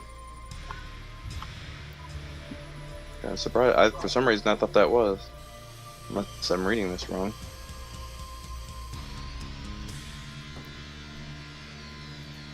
Nope, guess not. Cool. Okay, so it is going to instead cast Sacred Flame on you, Bovag, because he can see you ahead. So you got to make a Dexterity saving throw. Well, because I can see it, I have advantage. Thank you very much. D20 plus 1. Yikes. Oh. I don't dodge a damn thing. Hey, man, it's perfect. And you take, I believe it's 1d8 with no modifier. Let me double check. Yep, straight 1d8 radiant fire engulfs you from the floor, and you take 2 radiant damage. Savor it. Was that supposed to hurt? Alrighty. I think that's the rest of them. Yep, killed. Okay, cool. That brings us to Bovag. It is your turn now. Alright, well, yoink. Reckless Great Weapon Master. Uh-huh. 13. 13 just hits. Okay. For 21 damage. How do you want to murder him? As I'm running, I'm just going to hit him to my right, because I'm going to keep moving up the stairs and stare this motherfucker in the face. All right. And yeah, same thing. Reckless Great Weapon Master 2 times. 2 Fucking times. shit. 9 on the first one, so that's going to miss, and then 15. 15 does hit. Alright, for 22 points of damage. Whew. Yeah, walking up, you swing up at him at first, and he sidesteps and looks back at you like with a little grin, like, yeah, I got you. And then as he looks back, you swing back with another hit and smack him right across the side. With the death of this fella right here, Valric is no longer paralyzed. Yes, that so is he true. can finally do something. Yep. And this man right here in front of me, if he tries to attack anybody else on his turn that's not me, it's a disadvantage. Okay. Same thing, or actually, yeah. That's it. All right. So that brings us to Ragnar. It is your turn. Okay. So, I'm gonna go ahead and ask you a question here. If I cast a lightning bolt, like right there, do I hit my friends? It's No. Well, is it 5 foot wide? yeah, 5 foot wide. No, I'd let it squeeze by. Technically, it would, skirt them, but no. I think it's placed fine enough. Well, technically, the big thing is you can't see them, so you don't know if it would hit them. Technically, okay. from that angle, you're still correct, but yeah. Well, It's pure blackness. Anything inside of there, you cannot see. Yeah, there'd be Gotcha. no way for you to aim it. That's No. The okay. same center of mass. Yeah, my Ragnar instincts have me shoot right here. So whatever will happen, will happen. I mean, that's the center of the mass, so it, yeah, like right there. Sure, definitely. That's my spot. Go ahead. Definitely. I know that bitch right in there. Zap. oh fuck! Oh yeah. Valric what if- wakes up from his paralysis, gets hit by a lightning bolt. All right. So you're doing a lightning bolt. Yes. Yeah, I know. I Is need that to, just a dex save, or is that you making an attack? I'm making an Dex save. attack. It's a dex save. Yeah, it is a dex 15 save. Okay. Oh, it is? Mm-hmm. Oh shit, yeah. Real quick. Let me double check Big blob have no dex. It's very minimal dex. No dex. Negative dex. Okay, so we'll put this out there. I don't know what the actual rule would be. In this situation, if somebody's doing a ranged attack into an area that they can't see, should there be an equal chance, or should Valric and Azora technically be rolling these dex saves too for the chance of Ragnar accidentally hitting them, or... I mean, know. he determines where the line goes, so I would say no. He's saying specifically the center of mass. Okay, that's fair. I would say no, but I'm okay with that. Okay, so the saves. And you can I'll just roll them on here. I don't care. you can change the filter too, I think, right? So that the thing is on top of the people, so we can't see them anymore. Yes, but then yeah. And then you can't see them either. Yeah. And that was a DC 15, correct? fail. Correct. Let's go. The blob Rolled it. fails, and so does Adrian. Go ahead and roll your damage. Ooh, let's fucking go. Very cool. Very Yeah, cool. boy. Woo! Woo-wee! That's a lot of damage. Oh shit! That's one. That's the other guy. Is it not all just one damage? Yeah, Uh, it's they take separate the roll same damage. amount. It's 39. Yeah. Oh, my bad. No, you're fine. Okay. Or double it, you know. Right, For right. 41. You're feeling Uh, risky. 61 points damage. Real quick, I can't. You don't see him. Don't look at him. Ah! Whew. Okay.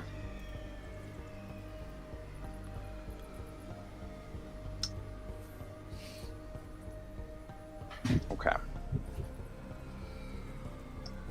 Anything else on your turn, Ragnar?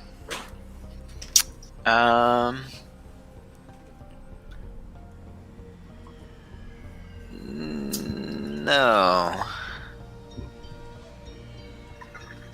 I'm done. Okay, cool. Azora, it is your turn. At the start of your turn, you take damage. Okay. And it is... Where is... There it is. There it is. Okay, sorry. I just had to look at that damage. Okay, so at the start of your turn, you take 9 force damage. 9 damage. Okay, now your turn can start. Okay. Azora. You cannot like, see anything. You have an idea that Valric's ahead of you, but you have no idea. Yeah, And as she's far as gonna, you know, he's still paralyzed. she's gonna turn and she wants to help Valric, but then she feels like this lightning bolt, and she's like, oh no, fuck that, and she turns and she's gonna go. She's just. Is this like rough terrain or? Can no, I? it's not rough terrain. Okay, You so can she's gonna see. walk out of it, and I imagine she's like holding her breath the whole time because she's not sure if she can breathe in it. So she comes out, she's like, she's like, Sure. the hell is that thing? So yeah, you can definitely back, and you're moving like that far, like away from it. Yeah, Try she to kind of do takes a couple of steps out, and she kind of like turns around and looks at it, and she's Okay. like, I don't exactly, and she's gonna cast sacred fire or sacred flame on it. Okay. As you like step out, you do open yourself up for an opportunity attack. Oh, right, yeah, that's fine. So it's going to whip out with its dark tendril, Ooh. and for a 21, and that is going to be. You would think I actually would have these damages memorized, but I don't. There it is. Okay. Keeping him? 15 damage. I'm going to reduce it by 10. You take What 5 I- damage. I can Nice. now What kind of see damage her. is it? What kind of damage is it? Necrotic. I actually take half necrotic damage. I'm resistant to necrotic Ooh. because of my radiant. 2 Right, points of you're right. necrotic damage. You take 2 points of I necrotic will damage. take 2 points of damage. And Okay. I believe that's 15 a to dex. 2. That's pretty good. All right, man. Anything else for you? Yeah, the Sacred Flame. Yeah. I'm sorry. Definitely. Go ahead. Is that Dex a save, save? DC 15. On the black shape. Yeah, the actual orb itself. She realizes this thing isn't exactly, so she's gonna try to attack it. Yeah. Definitely. Okay. Dex save is. There we go. 18. Oh yeah. That saves. So As it yeah, may as not you take try to do damage. this flame, it just doesn't stick. It doesn't hold. And by the way, Ragnar, when you did the lightning bolt, I forgot to describe. You definitely see it go in and kind of, even though this bright light you would think would light it up, it's almost like seeing lightning behind a cloud. Like it's just a very dim, and it only goes so deep. But you do see this lightning kind of spread out across its surface as it does take that damage. So this is giving you an idea, like, even though it's not solid, it's still a thing. You know what I mean? Anywho. Yeah, but the Sacred Flame does not stick. Anything else on your turn? No, that's it. Alrighty, Valric, it is your turn. And at the start of your turn, you take a little bit of that force damage, too. Don't believe there's any modifier.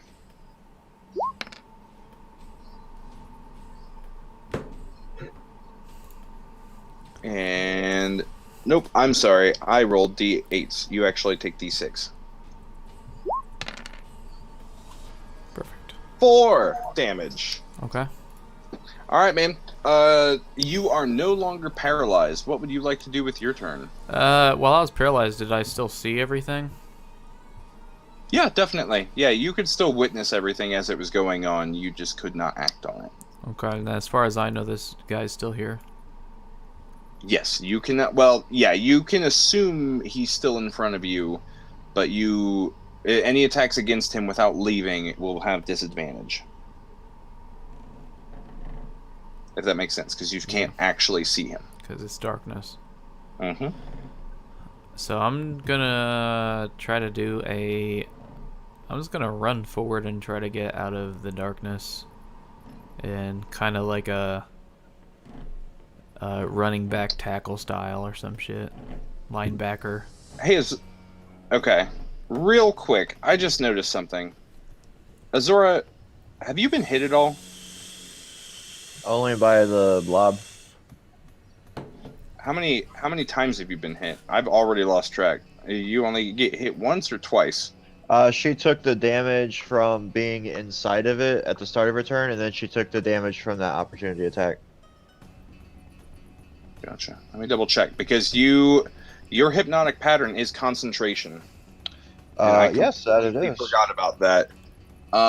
Let me double check on that damage for that DC. What's the DC for concentration? It's 10 plus something? No, It's it's 10 10. or half the damage you took. Right. Whichever's higher. I think it's 10 then, because I don't think we got that high. Yeah, no. Yeah, the last So one we'll was just say- 2. Yeah, so give me 2 concentration checks, both of them DC 10. Mm-hmm. Nice. Both succeed. Okay, your hypnotic pattern is sustained.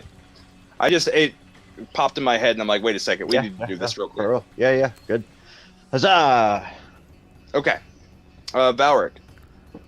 Yeah, I just want to run straight forward and try to get out of this darkness to the last known location I knew someone was. Okay. Linebacker style. Running straight forward, are you wanting to, like, kind of charge through? Because as soon as you clear this darkness, you will push straight into this guy. So you can keep going, or... First, I would like to rage, because I'm pissed. You most certainly can rage. And then, yeah, I'm running out of it. Yeah, that's my boy. Just Okay. You want to like tackle him, or are you wanting to turn this into an actual weapon attack? What would you like to do with this? I'm wanting to get out, tackle.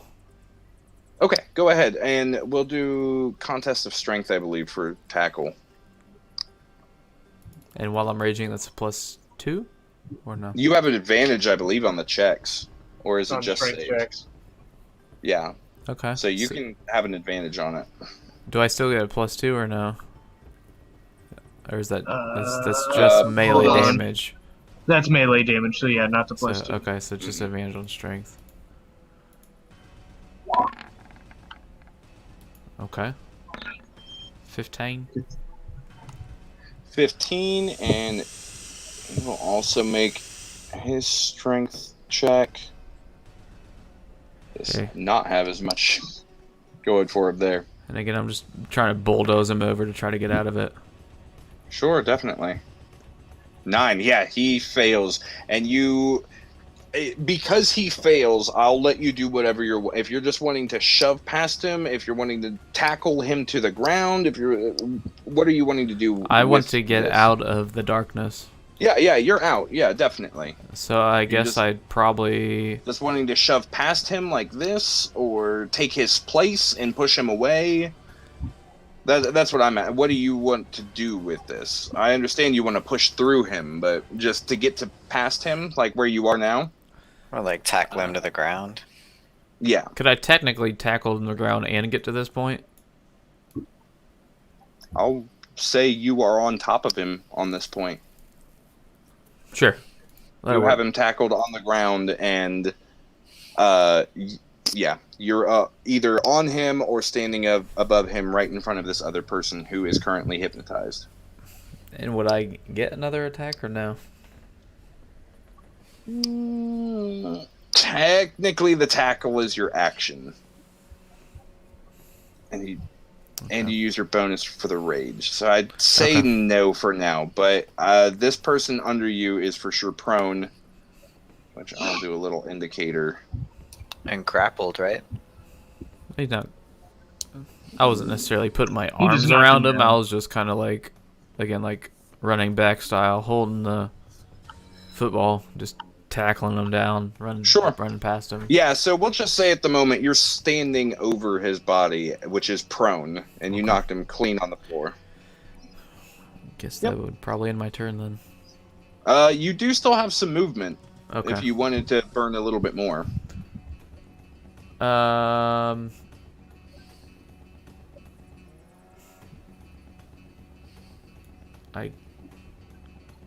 take an attack of opportunity. Wait, no, is this guy still incapacitated? Yes, The that's guy the laying little down, lightning. though. He Okay. would good technically have an opportunity attack, but he'd have disadvantage being on the ground trying to swing up at you. Alright, so running through this guy, I guess I'll see Boveg here, my buddy. Mhm. And I would like to run over to him for some comfort, since I haven't seen him in a few turns. Sure. Okay, so this guy underneath you... hello. Oh, look who showed up then. Anyway, so this guy's going to make a little jab at you from the ground with his dagger. Disadvantage. That's a miss. 7 and 14. Miss. Oh, I'm sorry, 7. No, yeah, he misses. Anywho, okay, cool. That brings us to useless cultists. Never mind, they're all hypnotized. Huzzah! Bringing us actually to the Dark Essence. Let me double check this real quick.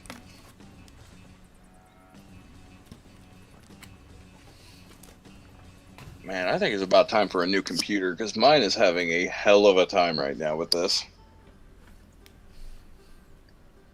I'll pull up my book on here then.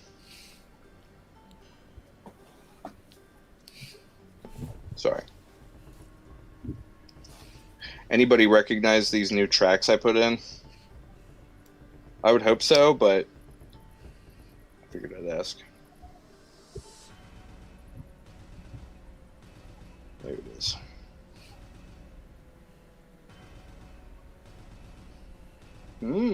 Interesting. Okay, cool. Going off of this creature's tactics, both of you could apply, but the person who actually did the damage to it is Ragnar. And knowing this beam came from behind it, it's going to start moving in your direction, Ragnar. Joy. Oh, yeah.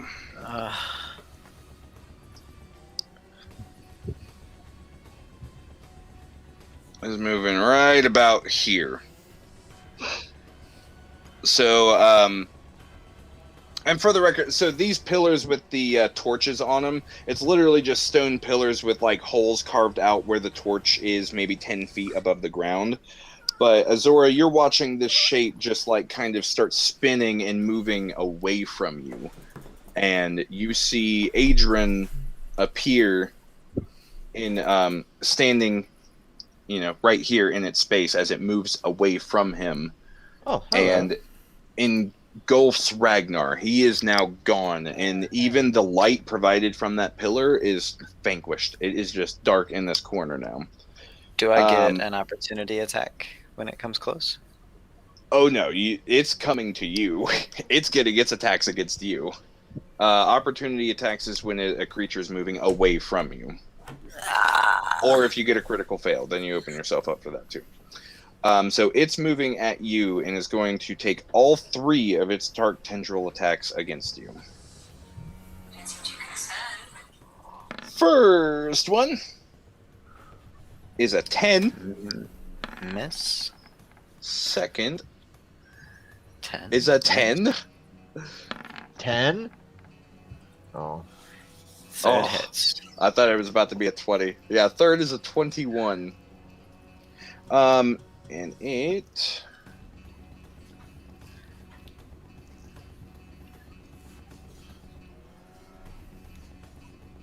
There we go. Okay, cool. Yep, there it is. Okay, cool.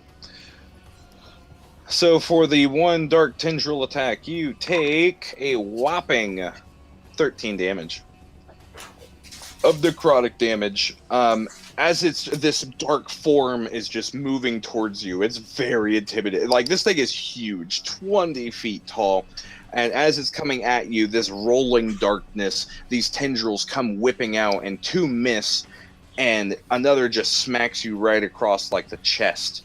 And right after you get hit, you just get, like, this wall of just black and cold and pressure smacks into you, and you are now engulfed in this darkness. And that's it for its turn. That is going to move us to... Nope, not there. Good old Adrian. So Azora, as you see Adrian, his form reveal from out of this dark shape, he looks rough. Like, he is breathing heavy. He's got blood coming out of his mouth. He is in very, very rough shape. And he watches as it moves away from him and starts scanning the battlefield and sees you over here looking right at him. And... I'm so worried about my curse. he is going to... Call off your darkness if you want to live. Call it off. Send it back through the portal. He chuckles and says, Hi, it is already here. There's no calling it back.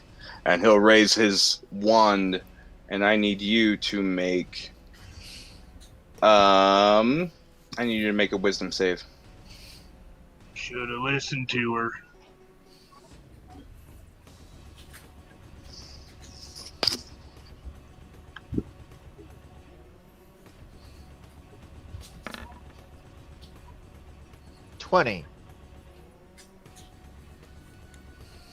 20 succeeds. Definitely.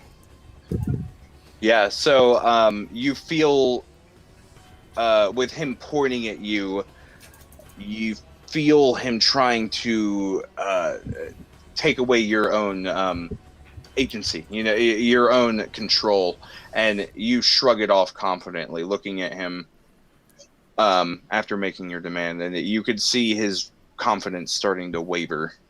Yeah, dumbass picked the wrong fucking idiot.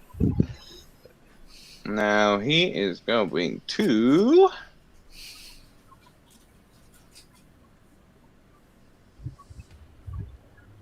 Yeah, he's going to spend his turn moving.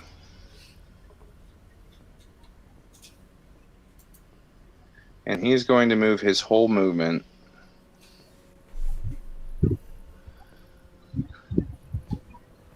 moving towards the entrance here. As he's scoffing and kind of like limping his way this way, and you could see him fumbling with something from his pocket as he's trying to make his way out of here, but you're not sure what he's doing.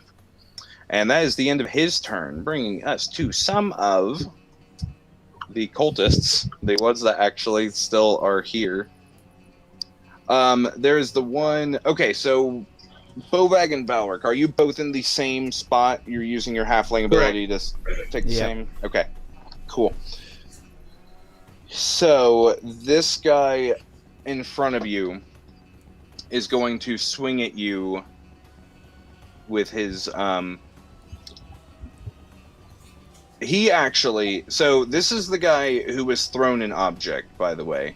And now that you're up close and personal with him, you can see what he holds is a very specific looking axe. It's very intricate and specific in its design. And you guys haven't really seen anything like it. Anyway, he's going to attempt to swing at Valric with it. And is going to... Sorry, 1 second.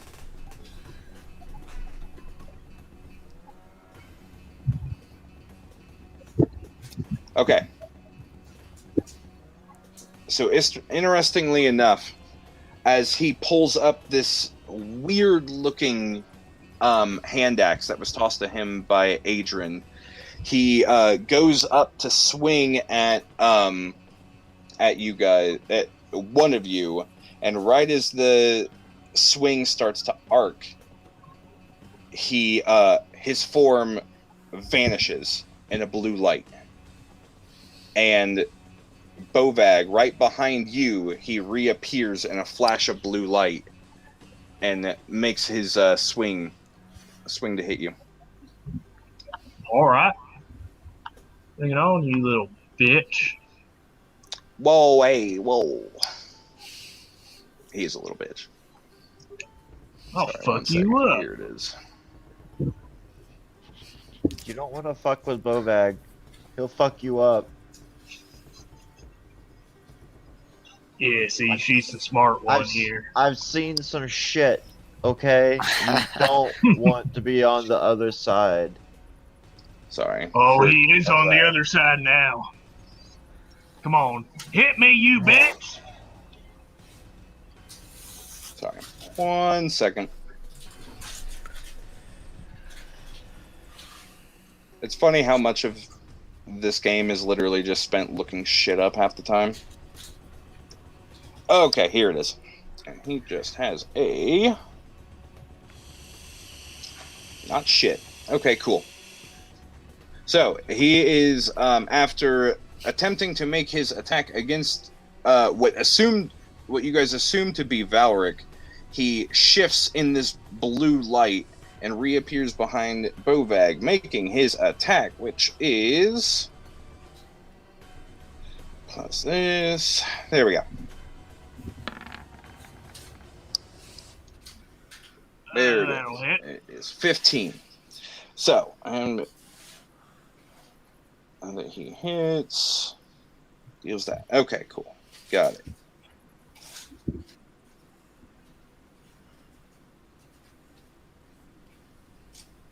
And will take 14 radiant damage. As soon as he hits, coming out of this blue flash of light, when he hits you, you also seem to get hit with this burst of like sharp radiant energy with this that accompanied this blue light also. Alrighty, and Was that supposed to hurt? oh my goodness, I'm sorry.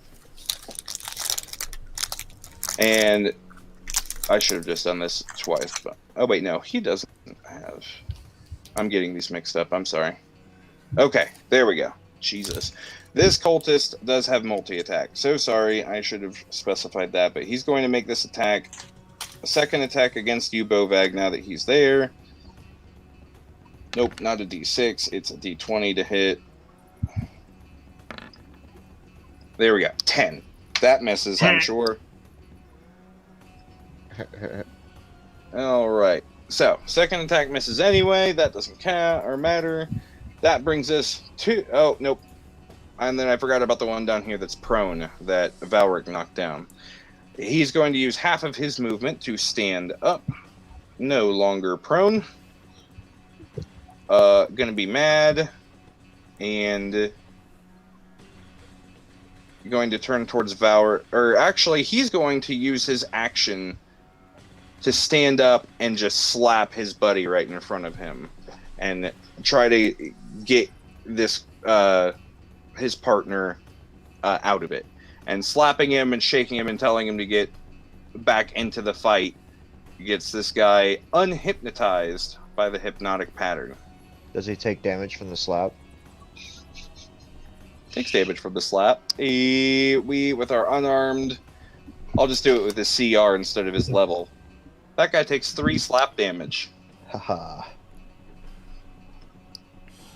Every little bit counts, boys. Alright. That's it for him. Uh-oh. Half his movement. Actually, no, he only used half his movement. So he's...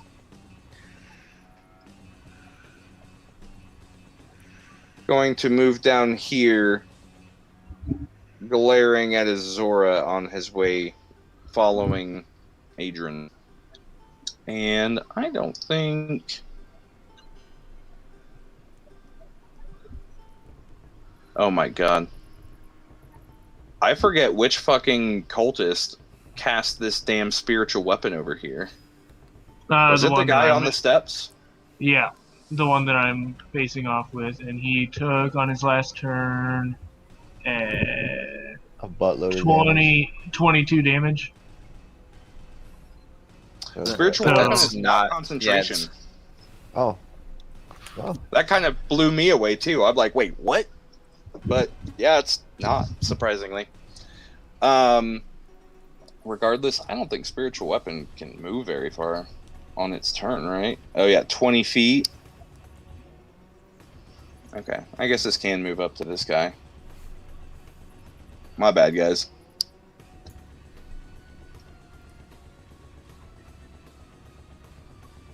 It'll move up there. It'll just go ahead and make its attack. I think it's just a 1d8, no modifier. Oh, spellcasting still hit. modifier. Still have to hit, though. Don't, definitely.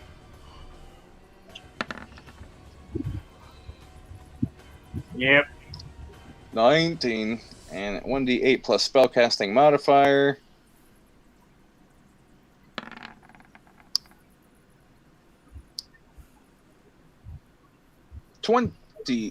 Nope. Yeah, no, it's a D8, not a I D20. switched it to I switched it to a D8 and it rolled a D20 anyway. Anywho, 7. Is it radiant or bludgeoning? I think it's radiant. It should be force damage. Alright. So 7 force. Okay, sorry. That's done. He's moving. And this guy... The guy walking away is just going to use his bonus action to use that same shimmering purple field. And is going to end his turn, which brings us to Bovag's turn. Alright, well, I'm just going to turn my little ass around here. And we're going to recklessly Great Weapon Master attack this motherfucker. Natural 20. Let's go. Miss, sorry. Yeah, go ahead.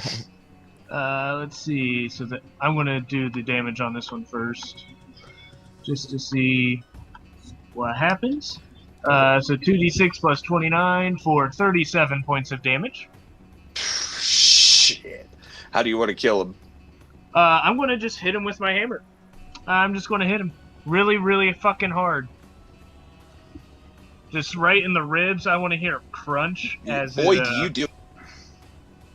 Alright, well, then I'm going to saunter up to this fella who just woke up. Mm-hmm. Yep. Just in time for the fun. That's not what you want to wake up to. Reckless Great Weapon Master. For 17 to hit. Mm-hmm. You hit. Alright, and let's see. 21 points of damage. He's still up, but boy,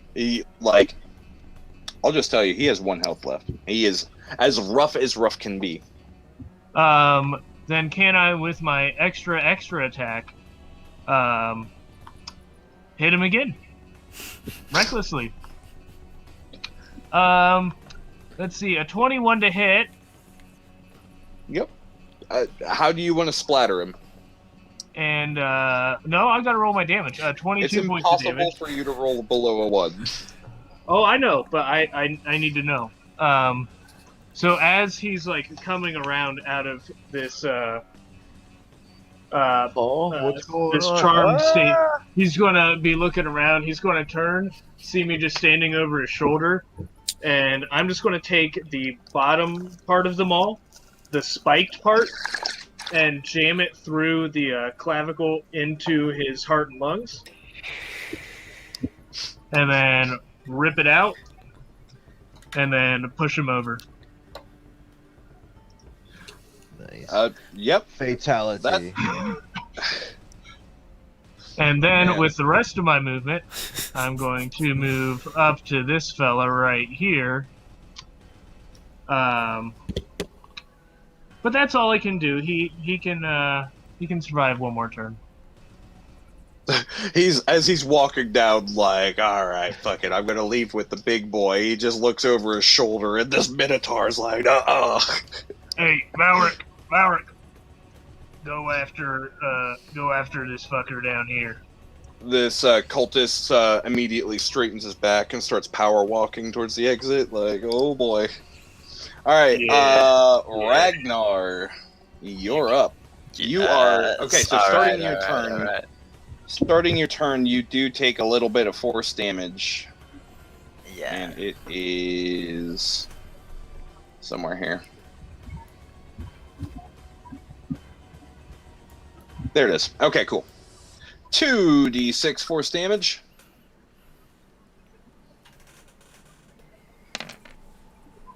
When it eventually feels like it. 7 damage. Force damage at the top of your turn. Alright, what do you want to do? Alright, so I am going to, so as this thing envelops me, I'm going to start to channel my electric energy, the inner lightning. Mm-hmm. Alright, so my eyes begin to glow, and if you look deep inside the darkness, you can see the thunder. And I'm going to cast Thunder Step. I'm going to cast a quickened Thunder Step at a 3rd level. Okay. So that's a 15 con save. Okay. And you're doing at 5th level, you said? Third. Third level. I'm sorry. Fifth, yeah, you fifth, don't even fifth. have 5th. Definitely 5th. Yeah, it's Fifth. 5th. Yeah. Oh, boy. Okay. Yep, my bad. Constitution. What do you have for Constitution? A whopping... I'm getting really bad lag right now. I think, oddly enough, I'm handling the game... Or, like, you guys are all fine, but everything I try doing, like rolling die and shit, is just not It's taking for or switching tabs to look up this shit. 12. That is a failed con save. Yeah, it's like real bad. Okay, so you failed that. You can go ahead and roll damage, Damon.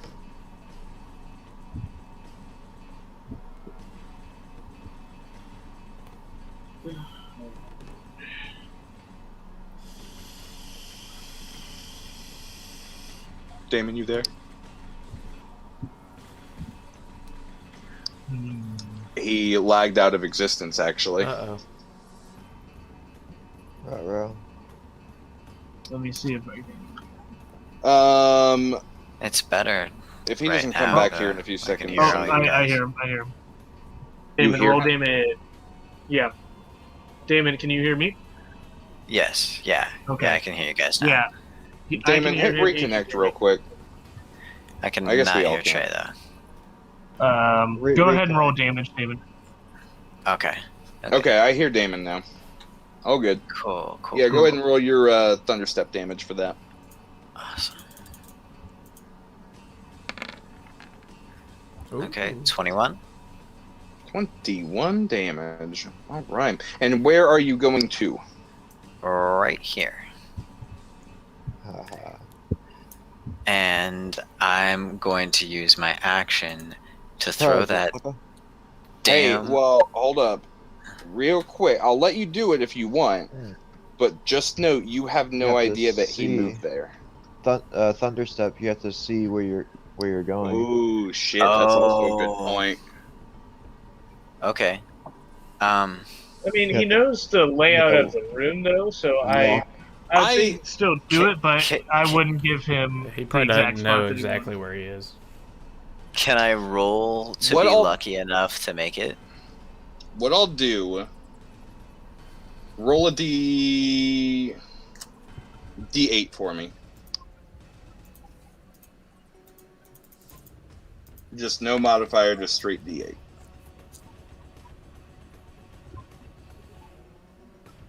Actually, that works out perfectly for you. It works. I was going counterclockwise, 1 being there for every spot from there, and 6 is that direction. So actually, it works perfectly for you. And Huzzah. I'll let yeah, it's no big deal. You can go that way. The only catch was you wouldn't know you're going there to stop him. You know what I mean? Because he Gotcha. moved that direction after your vision has been obscured. So again, you can still go that way, but you're popping in like, oh fuck, he's right there. Like, you know what I mean? Right. I don't know that I'm. Gotcha. Yeah, you don't Well, know you're cutting him off, but now that you see him right in front of you, you can act accordingly. Okay. Well, I still have my action, so I see him, and I pull the iron bands of Billaroo out of my bag and chuck it. Oh shit. Okay. And is that another deck save? No, it's he makes a ranged attack. Oh yeah. Duh. Here we go. Oh my god! Why? This Yeah. it's comical at this point. And this time you think you fucking got him. You're like, all right, like I got him now, and you throw it straight at his face, and he looks shook. Like he's like, oh my god, and you throw it right there, and it wraps around, and then just can't find purchase and falls off. And you guys are both just standing there for like a split second, like that didn't work.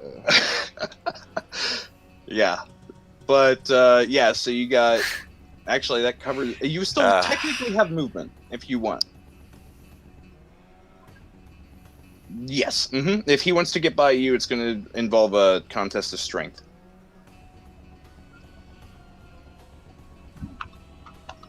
Yeah. Anything else? I think that covers everything, but just in case. All right, Azura, it is your turn. Oh, You okay. definitely saw. Oh, you know what? Oh yeah, you did do your 21 damage. Did I plug that in right? Just want to make sure real quick.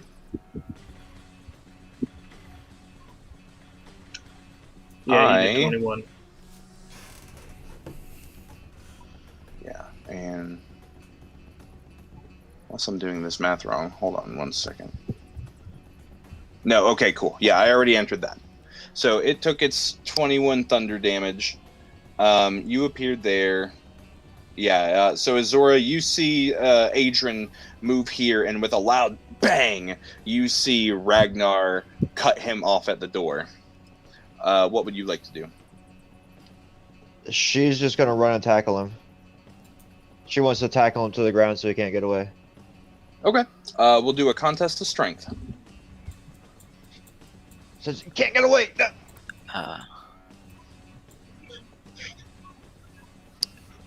Man, It'll work out. I don't know. Yeah, I don't. yeah. I mean, it's a bold move. Oh shit! Damn. Get fucked, Adrian. Get fucked. I think that's going to do it. Well, give him a fighting chance, but... Oh my god. Wow. It was meant to be. The Perfect. Yeah, you tackle the him... Sunfather smiles down. You, Dawnfather. But yes, you tackle him straight to the ground. Are you wanting to just knock him straight to the ground or be on top of him? She wants to grapple him to the ground. Gotcha. You do it.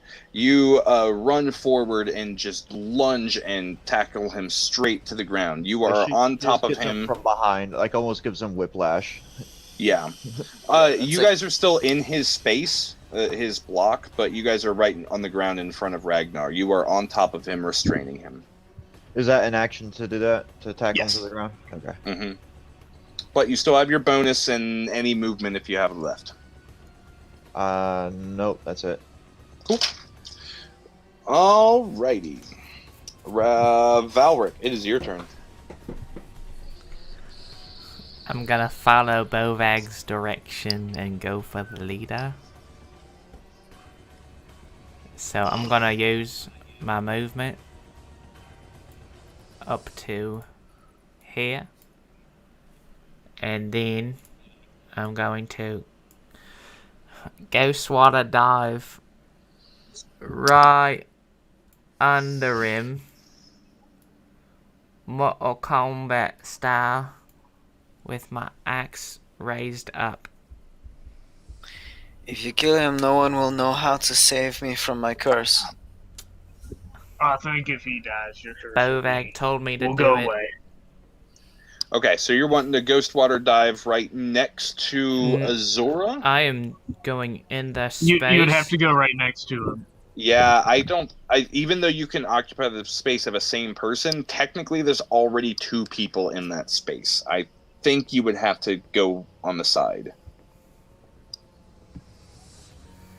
I mean, let me double check, but I don't think like more than two people can be in a square. I think you'd have to come up. It says teleport to an unoccupied space, so you're right. Oh yeah, that's true too.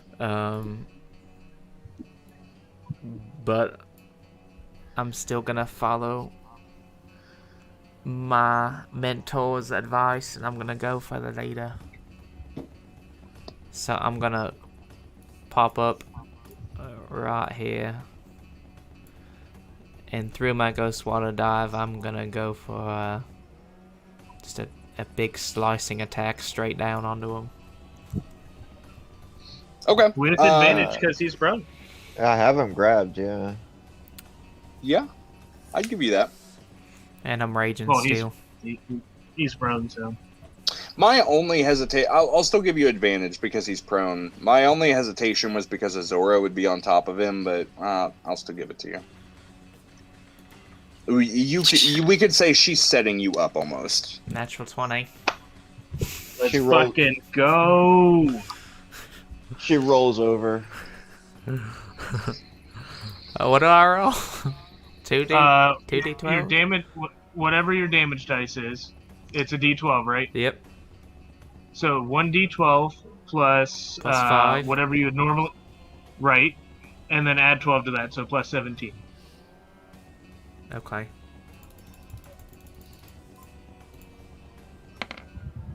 $24. How do you want to do this? Exactly how I said. I want to come up through the water and then I don't know how far up I am, but let's just say I'm like 5-10 feet up. And as I see myself coming down, I'm just gonna swing down with the momentum and slice him through the waist. Sure. Yeah. So as you burst out of that water, you just- bring your axe down. Just imagine Mortal Kombat, how they teleport. And I'm just Definitely. going for it. I'm sorry, Ragnar. Combat. Never. With her being on top, you would go through the waist. but All you could right. Still, Okay. still. No, I don't No, want to. no for the neck. I don't want to. Yeah, I don't want to. Alright. Like, you kill him. You kill him. Since I'm small, I can basically bread slice him. You know how you slice a bread in half? Mm-hmm. I'm going from the head all the way across. Splitting him like a slice of bread. Like a sub Yeah. from like Subway. Good Lord, Valeric, was that absolutely necessary? I Yeah. had him on the Zora. ground, and we could have Zora is asked him splattered. questions. There's blood all Way over to me, go, and- Valric! And we could have asked him but oh Fuck no. that guy! Woo! He tried to run. Bovac told me to do it. Yeah. Is my curse gone? Your curse is not gone. Sorry, dude. Hold on. Let me double check. I don't believe so, but let me just be sure. Oh, here we go. I had it pulled up on here. Pretty sure it's gone. Beginning, middle, and end.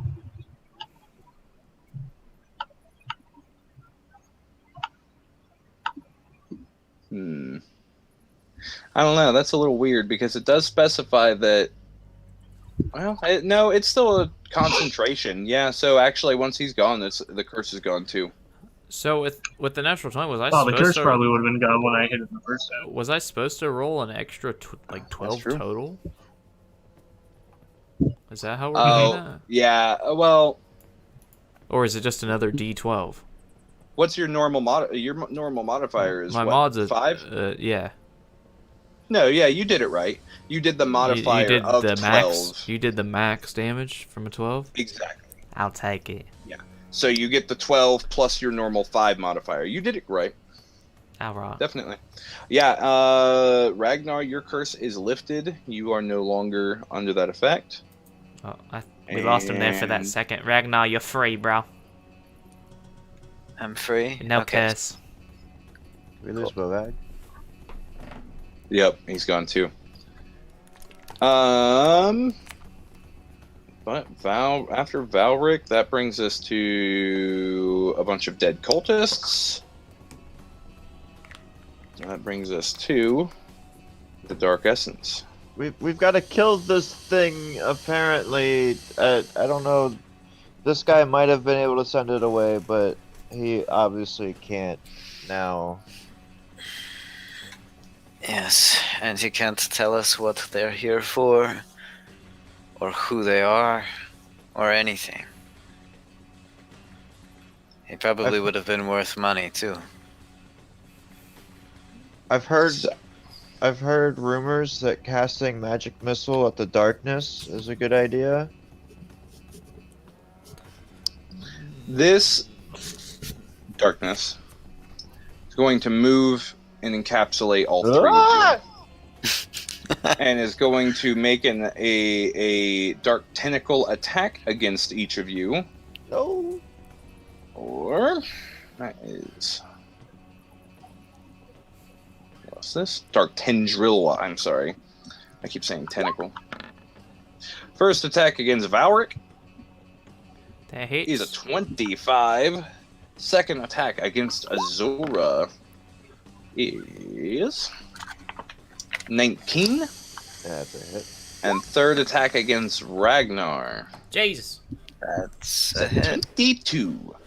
So, oops, not that many. Is this reduced? Not unless you reduce necrotic damage, I mean, I like can if you Azora want me does. to. Valric, your damage is 14 necrotic. Okay. Azora, your damage is... whenever it decides to roll. Ooh. 3 damage with 2 1s on that. Damn. Thor is so lucky. And Ragnar, your damage is... damn! 7 necrotic damage. 7 it is. Damn, fucking Valor got smacked, and the other two just got, like, love taps. That's fine. And... that is the end of its turn. That will bring us to...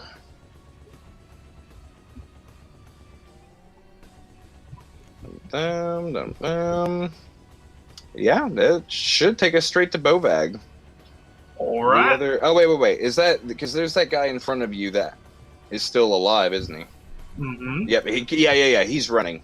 Okay, cool. He gets his turn before then. So sorry. And he is going to...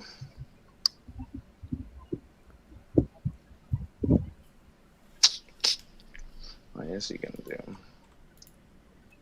He's gonna run away like a little bitch. He's seeing you come up on him quick. He's going to turn in place and put both hands up and cast Inflict Wounds.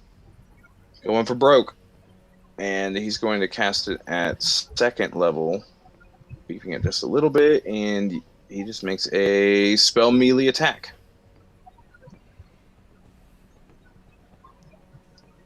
Eventually. Okay, he is going to attempt to hit you with a 19. Yep. All right. Come. There we go. Okay.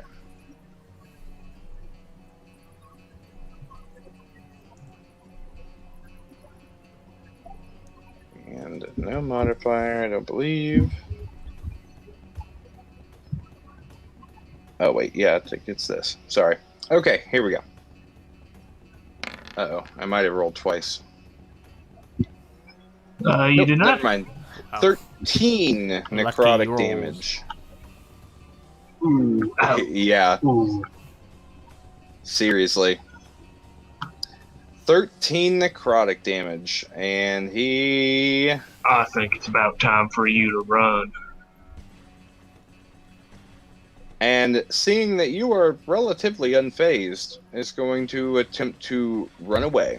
So go ahead and make an opportunity attack if you would like. Oh, yeah. I want to. 21. 21 does hit. 25 damage. Come on, give me his health.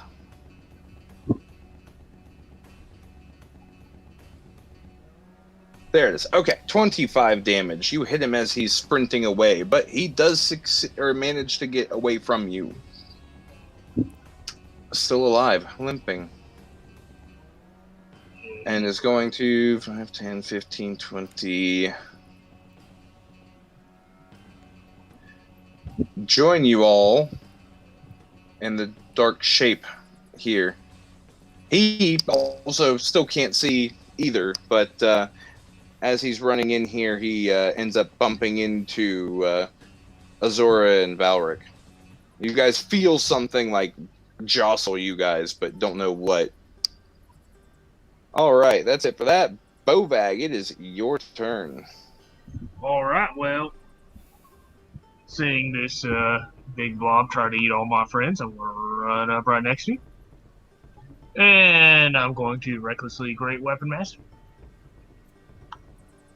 All right, go ahead and attack. 13. The 13 misses. Well, I'm going to do it again. 15. 15 just misses.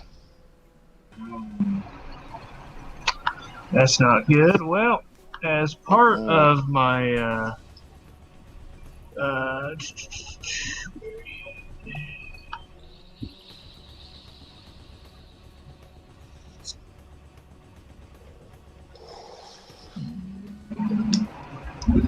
Well, that's all I can do.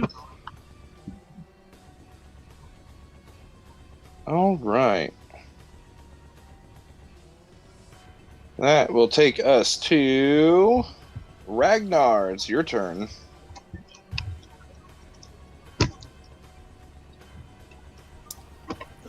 Alright. Well, I'm gonna go ahead and cast Magic Missile at the Sphere of Doom. Cast magic missile at the darkness. Yep. Sure. I know it's a reference to something, I just don't know what it is. Oh, I don't Those know. all just automatically hit. Oh shit! Let me Mhm. change this song real quick. So sorry. Yeah. Yeah, they It's do been automatically looping for a hit. hot minute. Nope, not this one. And This it's is what I want. All right. and it's like it's 3 blasts, right? Mm-hmm.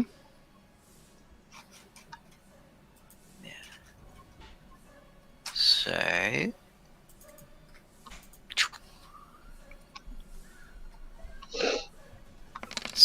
there we go. Okay, and so I am also going to use my tempestuous thingy magummy to like have the wind and lightning kind of carry me over 10 feet out of the cloud. So I mean, can I like I can go 10 feet, so 5, 10. One. Yeah. There you go. You are technically still within its effect, but you. It's a little weird because it is a square area, but a circular foe. So I'll give it to you that you were basically like on the cusp of it. You can see outside now, but you were still close enough that it is affecting you, if that makes sense. Gotcha. And I almost forgot. You do take that force damage at the start of this. Just Oh, 2d6. Yeah. So you'll still take that effect going forward unless you move, but at least you can still see outside. And you take 5 damage. Okay. Also, Alrighty. for his magic missile damage, I think it's 1d4 plus 1 for each missile. It is. So it would be 8. plus 3 instead of just plus 1. Yeah, so yeah. 8 damage. Yeah, it should be 8 damage total. Good call. Oh, Got it. my bad. No, that's a good catch, definitely. Every little Alright, bit man. counts. Yeah, definitely. So yeah, whew. I'm within melee of this thing, I assume. Yes. Okay, well, I've gotta make a break for it. So I'm gonna try to run away. Sure. 15, Yeah, you can use the rest of your 20, movement 25, to. 30. You'll still Okay. open up to an opportunity, but yep. Yep. I'm gonna try to get up here and get away from that cloud. Oh, that's a miss. All right. It lashes out towards you as you run away, but it does not land. Oh, it didn't eat you, Ragnar. He tried. Anything else for you? Nope, that's it. Azora, it is your turn. Top of the round, Alright. or turn, you take the 2d6. Yes, give me my force damage. Let's get it started. Boy. All right. 7 force damage at the start of your turn. All right, go ahead and whatever you want to do. I need to. Sorry. No worries. I'm gonna go ahead and do my concentration for. Yes, thank you. Ooh. That does not. Okay. No, hypnotic pattern goes down. Hypnotic pattern is gone. these guys wake up to a bunch of their friends dead right in front of them. Yeah, seriously. They came too, but did they really want to? Yeah. All right. And being inside this sphere again, taking this force damage, she kind of feels that feeling like she did the previous day, that like that hopeless feeling, and she curbs it again, and she reaches deep, and she's gonna rise into the air again, with her angelic form. I like how the music kicked up. Yeah, so she's gonna go ahead and grow her wings and fly up into the air. How high is the ceiling here? It is. Shit, I had it wrote down somewhere. It is. Well. Oh, there it is. My paper that fell on the floor. It is a fairly tall ceiling, and it's about 50 feet tall up in the air. It is a massive arch. She's gonna go up till she's just right above it, like not out of its reach, but just right above it. Sure. And she's gonna draw. Actually, I think. No, she's not, because she took an action to transform. That's gonna be it for her then. Okay.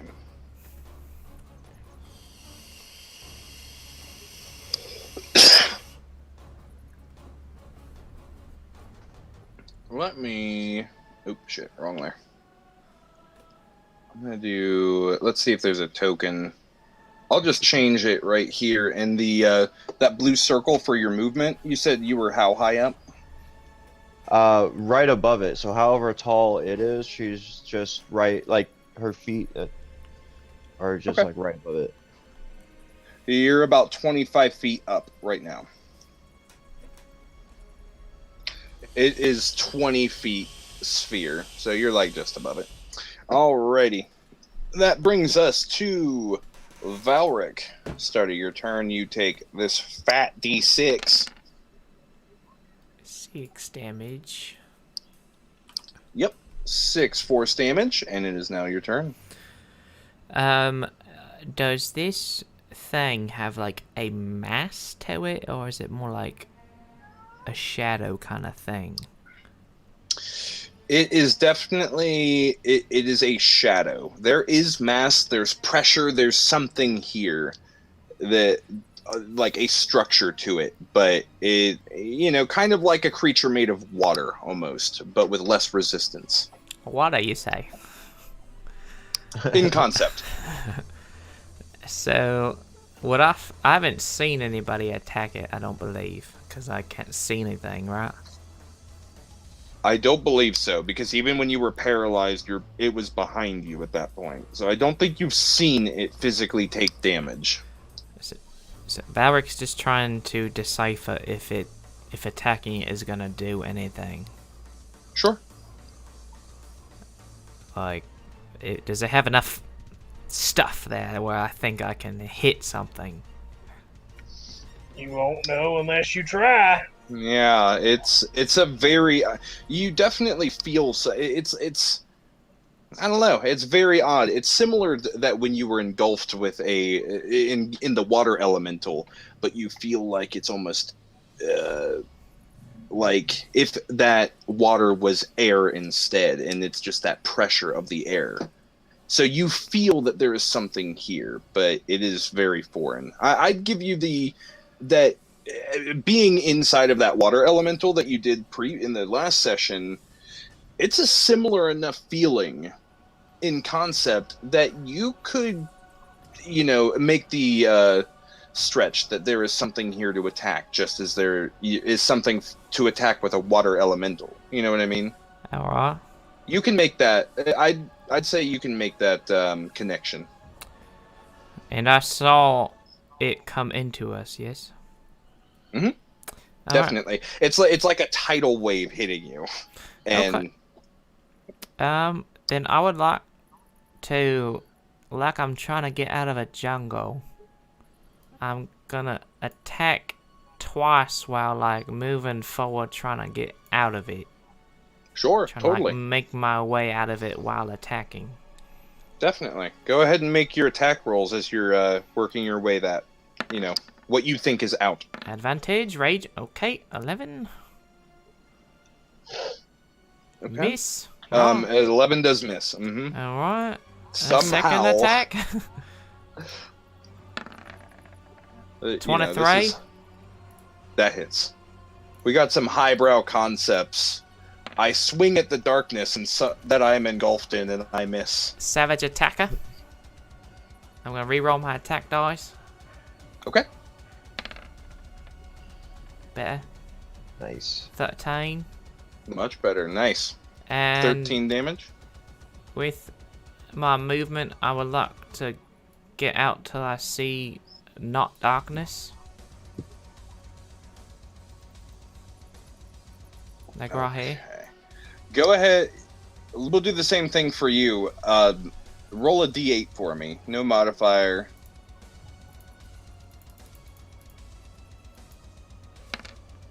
Is there no directional awareness?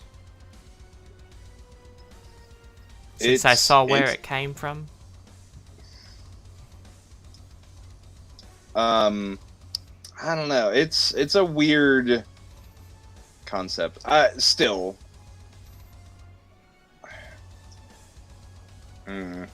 Well, I don't know. Yeah, that is a really weird question. Fuck it. I'll just let you move out. Yeah. You can make your way that way. You have your entire movement, so you will use 10 feet of your movement to get out of here, and you have the rest of your movement remaining. I want to just, be in range. I don't want to exit its attack, but Sure. I would like to use a bonus to use a potion of healing. Okay. Since I got Sure. those still. 44 Yeah, you can... plus 4.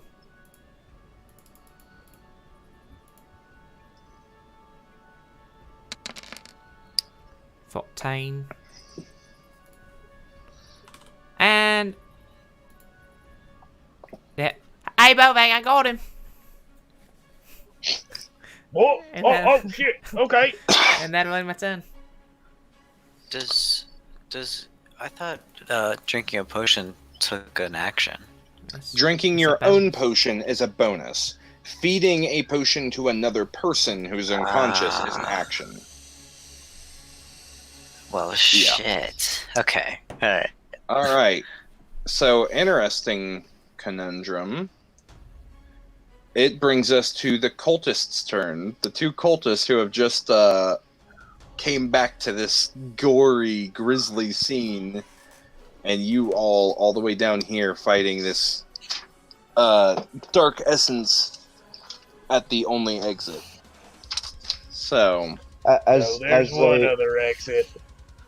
As they kind of regain consciousness, they all of a sudden hear Azora as she's in the air. She says, "Oh yeah, guys, by the way, those guys over there woke up too," and she points at them. Oh, well. you do that. You can call that out on your turn, Okay. but still, they're all still a little caught up in the dark essence down there. So these guys down here, yeah, they don't really got much going on for them that they can do. So what they are going to do, looking at each other, looking at this battlefield and seeing everything going wrong, they are going to spend their turns grabbing a dwarf each and move half their movement towards this portal. Well, actually puts them right there.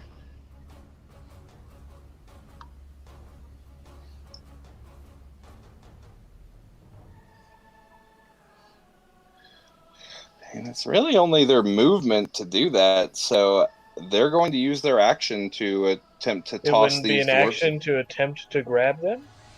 I mean, They're grappled. Dwarves They're on their knees. they What can put was up a it fight. that they need? We could put up a fight. Especially enough. right now, you'd think they would try to run too. Their hands and feet are both bound. They're dragging them by the collars. Yeah, they can struggle. I mean, I mean- okay. I'll give you the guys that. If you Wiggle, wiggle, Um, wiggle, wiggle. Okay, we will make it there. Yeah, I guess I'm just trying to think, because even if we do, I just feel like them grabbing bound people who can't move and really restrain at the most, I can't see that really being more than a bonus. Well, maybe just We- have I the don't know. maybe Rat- just give the guys advantage on their check to get thrown in, since they've got the motivation of seeing like their salvation's almost here. Okay.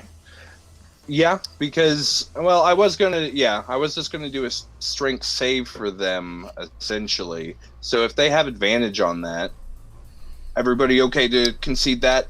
Give them a little extra chance to get out. Okay. So these bad boys over here. What is their? Luckily, they're dwarves, so their strength isn't too hateful. So. Okay, here's another random question for you guys. I know breaking the fourth wall a little here, but on a stat block of a creature, is their modifier and their save modifier essentially the same because it doesn't specify any different? Unless they say specifically this is their strength save modifier, it would just be the regular modifier. Okay. Oh, have advantage on saving throws against poison, but no strength. So, they will make their saves with advantage to try to fight enough to not get thrown into this portal. We'll go on the one on the left first. Oh. Oh. Oh. Whoa. What the heck? What? She needed Man, to that be music thrown in. came in right at the perfect time for this, too. Wow. All right, How about second one. that? What the fuck is What this? the? Trey, you're cheating. Trey, Trey, Uh, Trey. Busted. Alright. Okay. Okay. All right.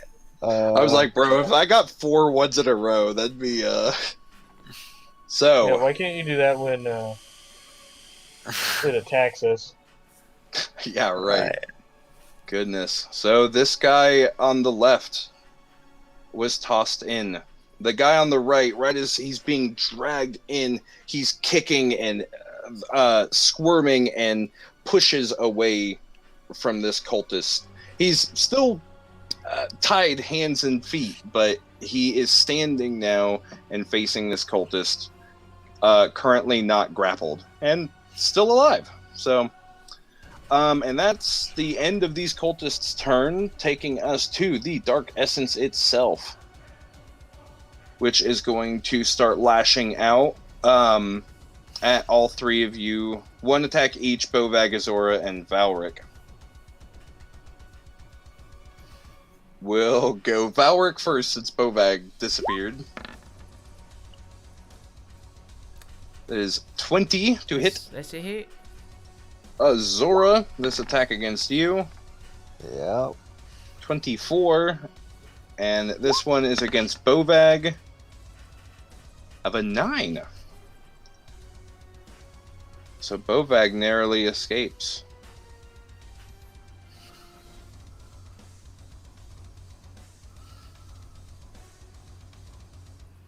Okay, there it is. Okay, Valric, your damage. Coming right up. Nice. And is this Okay. the force damage still? Force damage. Mm-hmm. Oh, this isn't And the Azora. the tendrils. I'm sorry. Yes. Dark Tendril is necrotic damage.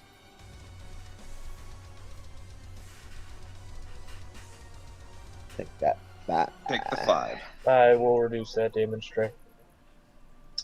Bobag, what's yours for? The Oh, he's still gone. I just saw he rolled, but... Oh. There he is.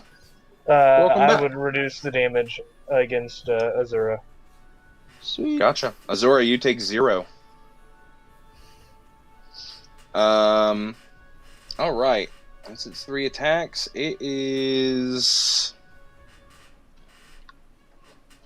going to just sidle up just enough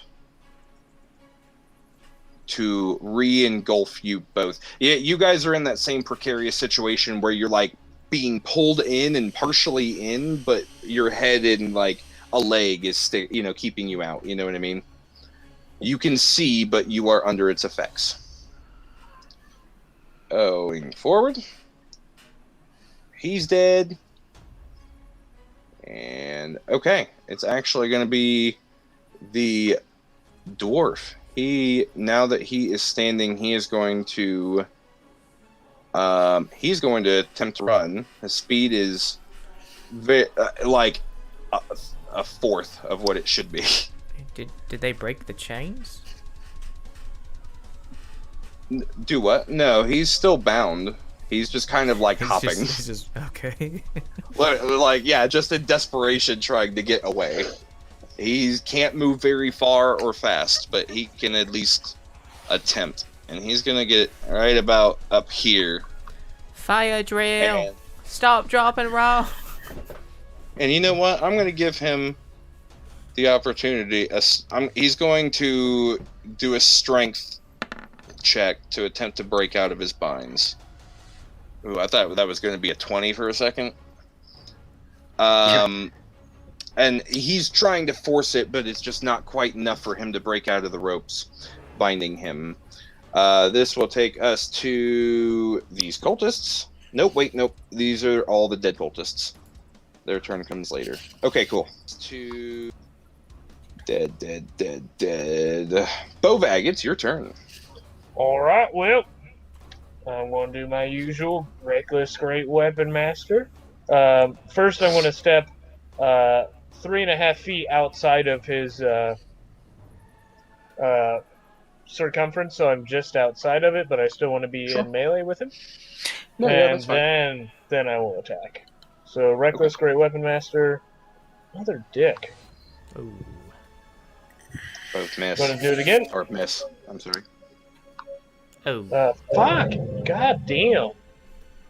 That also misses. 5, 6, 7. Yo. As you're swinging towards its massive shape, it's almost like these dark tendrils are slapping away your attacks. It's trying to fend itself off. That will bring us to Ragnar.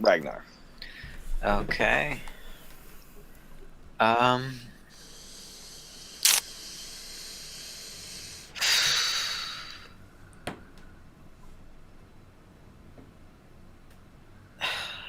I'm going to...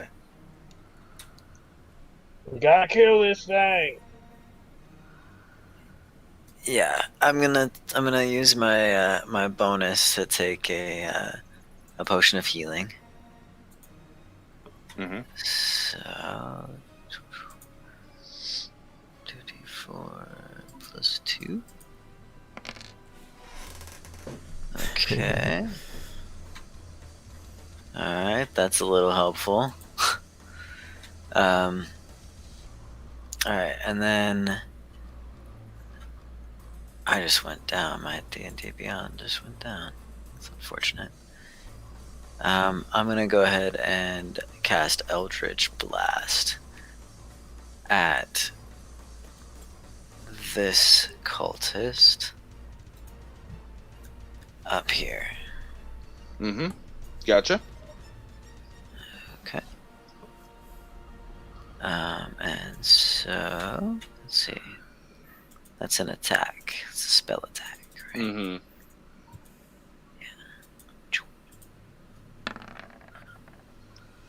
Oh. 16. That's the cultist. Yep, that hits. Okay, awesome. And there's 2 beams. I don't know if I have to roll for both. I believe you do. Yeah. Let me double check. I'm pretty sure You you do. do because you can choose separate targets if you want. You do. Okay, cool. Alright, and so then both hit Ooh! for 14 and an Ooh! 11. 24! 24 damage. Woof. As 25. he's Math hard. do what? It's 25. Oh, you did 25 14 and damage. 11. Yes, that is 25. Math is hard. 25. It's a good thing you Math. called that up because he has 25 health. So how do you want to kill him with your Eldritch Blast? So my Eldritch Blast, as it manifests as kind of lightning-ish. You know, it's a bolt of energy, but it kind of has the pattern of lightning, and so Sure. when it strikes into this guy, kind of like this sort of dark shock shakes him, and he just kind of collapses over with burnout eyes. Yeah, it courses through him, and when he drops, there is just kind of smoke roiling off of him, his corpse. Yeah. Anything else on your turn? Yeah, I'm gonna go ahead and move up to here. Okay. And can I shout at that last cultist? Sure. Yeah, definitely. If you surrender, if you surrender now, I can prevent them from killing you. If you fight on even one more moment, you will die. Make an intimidation check. I mean, I'm just Normally, doing something like that would be a little bit more than just a one-off, but it's the last guy. I'll give you an intimidation on him. I'm just telling him the truth here. 17. Okay. Alrighty, anything else on your turn, man? That's it. I'm done. Do I hear him say No. this? Yeah, definitely. Yeah, if it's loud enough for that cultist to hear, it's loud enough for you to hear. Mm-hmm. I give a devilish grin. Alright, Azora, it is your turn. Alright, Azora is going to fly over this way, and she's gonna draw power from her staff, and she's gonna cast Cure Mass Wounds. Okay. Just 3, I'm double checking my... Oh, Beyond went down. Lovely. Yeah, from a point of view point of your choice within range, and any creatures in a 30-foot radius. Damn, that's a big. Yeah, so section. Yeah. Ragnar will be too far away, but I should get the other two. Well, Won't that heal the sphere too? no, it's 6. It's 6. It's only creatures I choose. Gotcha. 3d8. Check, because if you did right to here, I think you could reach him technically, because it's 30-foot radius, so it's a 60-foot sphere altogether. Oh, really? Okay, then yeah. Hell yeah. Yeah, it would be just barely, but you can get everybody in on that mass heal or mass cure wounds. Okay. Nice. Yeah, she wants to move to like the epicenter and kind of like drop it down from like the floor. Okay, As like the sure. epicenter. If you are moving away from it, you'll still open yourself up though. That's fine. Okay. That will be. I'll just manually as a +7. Yeah, it's a 24. Well, and now you're still flying up above at this point, right? Yes. Okay. So it'd have to go Reduce? up. Is that 10? I'll reduce it by 4, Is that so 6? 15. 7. 7. Hold on, did I do that right? No, I'm getting all these mixed up. The tendril, yep, 2d8 plus 4. Yep. Okay, so you took it down by 4, so yeah, you take 15 necrotic damage on your way over. Half that. Yep, half that because your resistance to necrotic, so you're taking the 7. And yeah, everybody can get the benefits of the Mass Cure Wounds. So 19 for everyone. Nice. How much? Clutch. 19. 18. Nice. 19. 19. Thank you, Zora. Again. Kill it! Kill it! Kill it! Yeah, I'm trying. I just can't fucking hit the thing. Okay, I was right here. Yeah, she's gonna move her full 30 movement. Away from it. Okay. That's it. Alrighty. There, you put that out. Okay, so that brings us to Valric. At the start of your turn, you take that 2d6.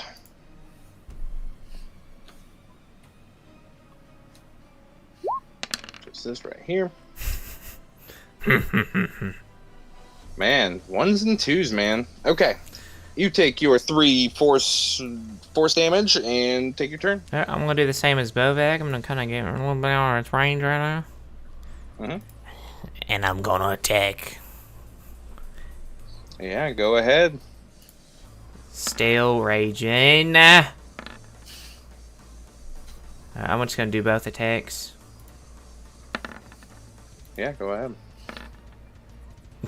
Yeah. All right. 225s definitely hit.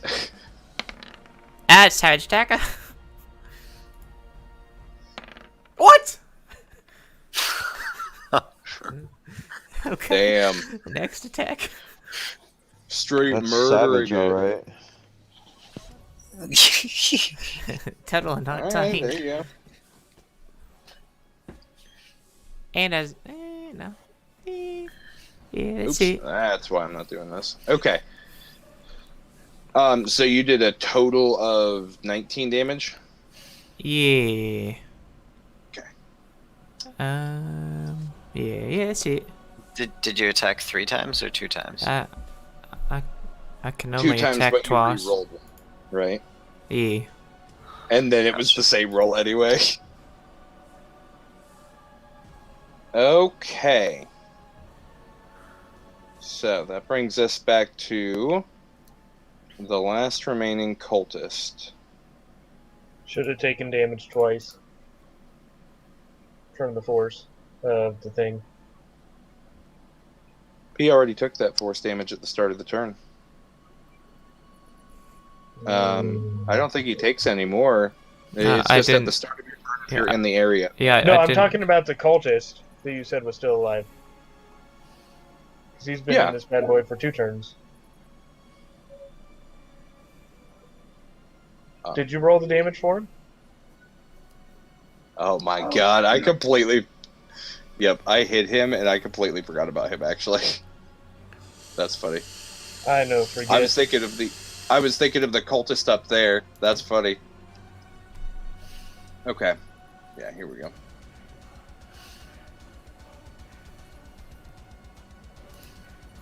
Okay, anyway. So, cultist's turn. There's the guy in here. Let me do... Actually, you know what? Fuck it. I'll just do it right here. Takes 4d6 because he didn't do it last turn. Unless the Dark Essence can choose who takes damage.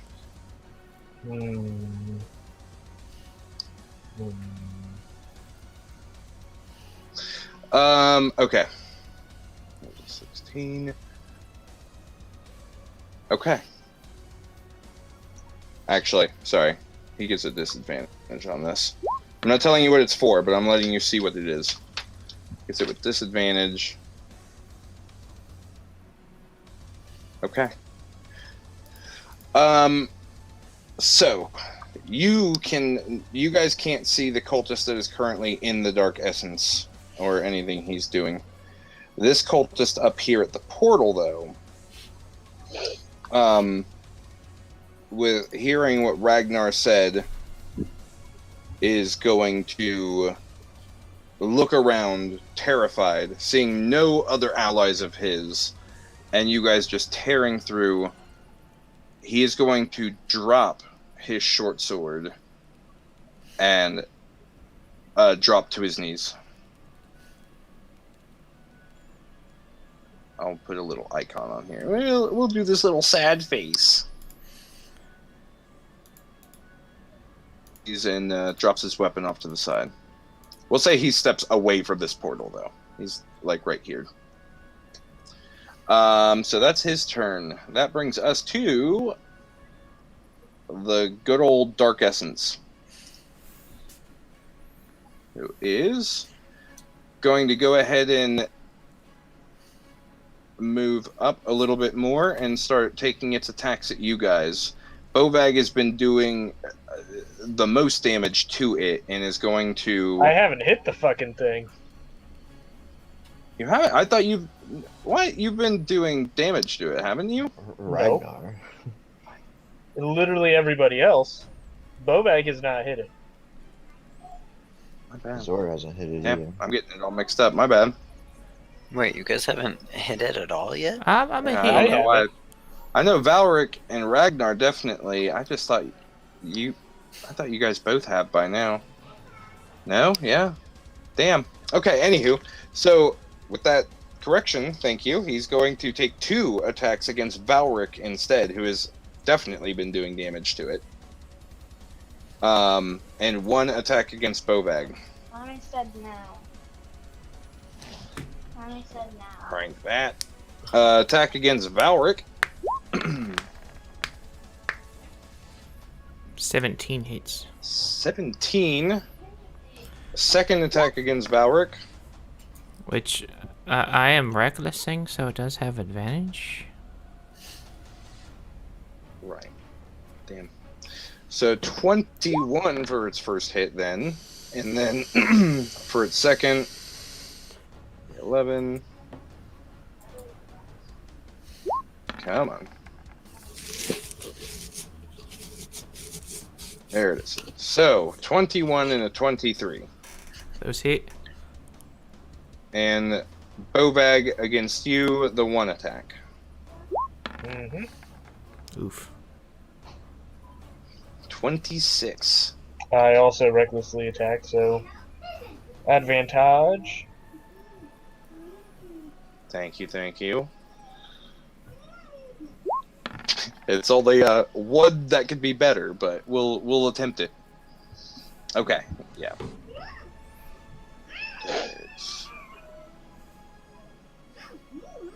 Okay, Valric, your first damage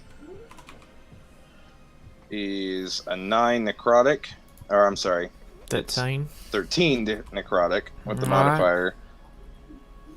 Second one is 17 necrotic.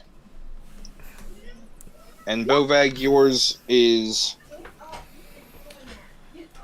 11. 11 necrotic. Alrighty, and that is the end of its turn, bringing us all the way back to Bovag, I believe. Nope. Alright, what? It's this other dwarf up here. He's going to do his strength save to see if he can break out. Not like he can do a whole lot anyway, but we'll just throw this in real quick. Definitely does not succeed. He's still fucking with it, but seeing this other cultist give up here, he's kind of slowing his pace, but just trying to focus on getting him and his buddies out. So now, Bovag, it is your turn. Alright, well, I'm getting pissed, so I'm gonna continue to recklessly Great Weapon Master. Go ahead. Lay into it. Maybe one day.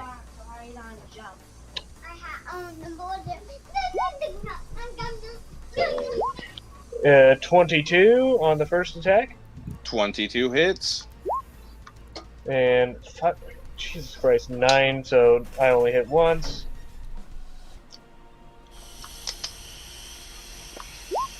Uh, 22 damage. Hey, at least you got some damage now. And yeah, that's all I got. At this point, I should point out to you guys that for a little bit now, its form seems to be more tumultuous. It's like quivering more. It's where at first it was just a perfect sphere of distorted darkness. It is now like just an animated squiggle, just jittering in place. Its form is seems to be having trouble. That takes us to Ragnar. It is your turn. The guy you called out to is on his knees, weapon at his side.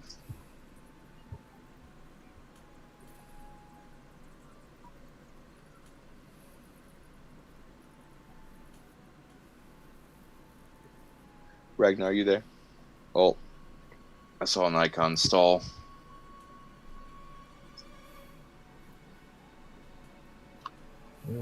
Oh, Ragnar's gone. Nope. Bye. Well, we'll wait just a second. He may not take that long. Oh, there he is. Ragnar?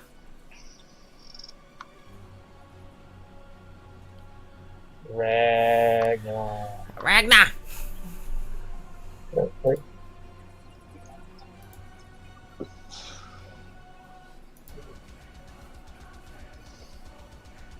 Ragnar?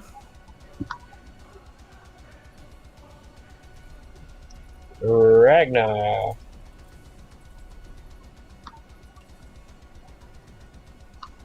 Hey, Hey, it's your turn. Hey, there he is. is everybody here? Yep, Yep. Yeah. it's your turn. It's my turn, Yeah, right? so Yeah. at the start of your turn, the guy you had called out to is on his knees, and weapon at his side. He in response to your call out.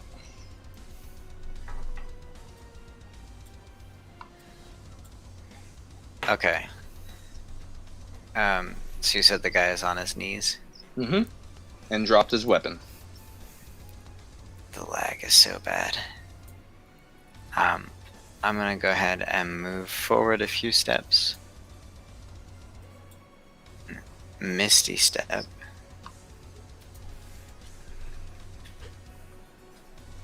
Mm-hmm. Right next to the guy.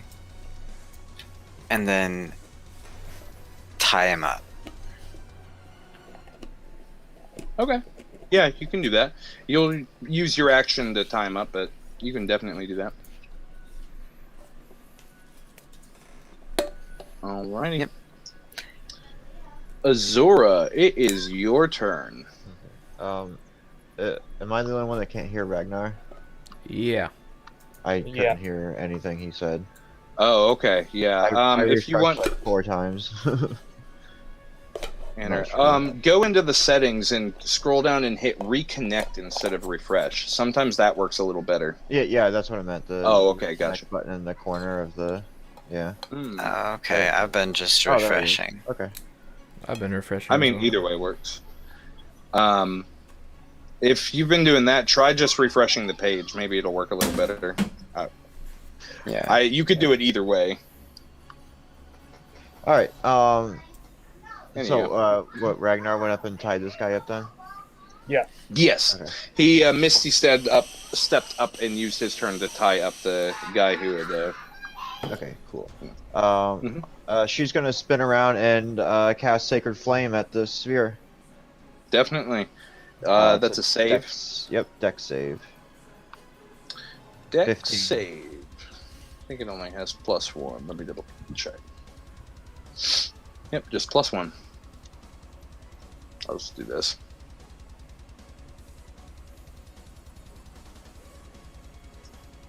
One day. Damn. Oh, Yep, it that's a doesn't take 18. And it's not. It doesn't take anything, even on a success. Nope. Yep. Nope. It says makes a Okay. dex save or takes damage. Okay, gotcha. Alrighty. Anything else on your turn? No, I'm useless. Alrighty, Valric. It is now your turn. You take this good old 2d6, and then you take your turn. Alright. Use my movement to go like right here. And I'm going to recklessly attack. Do it.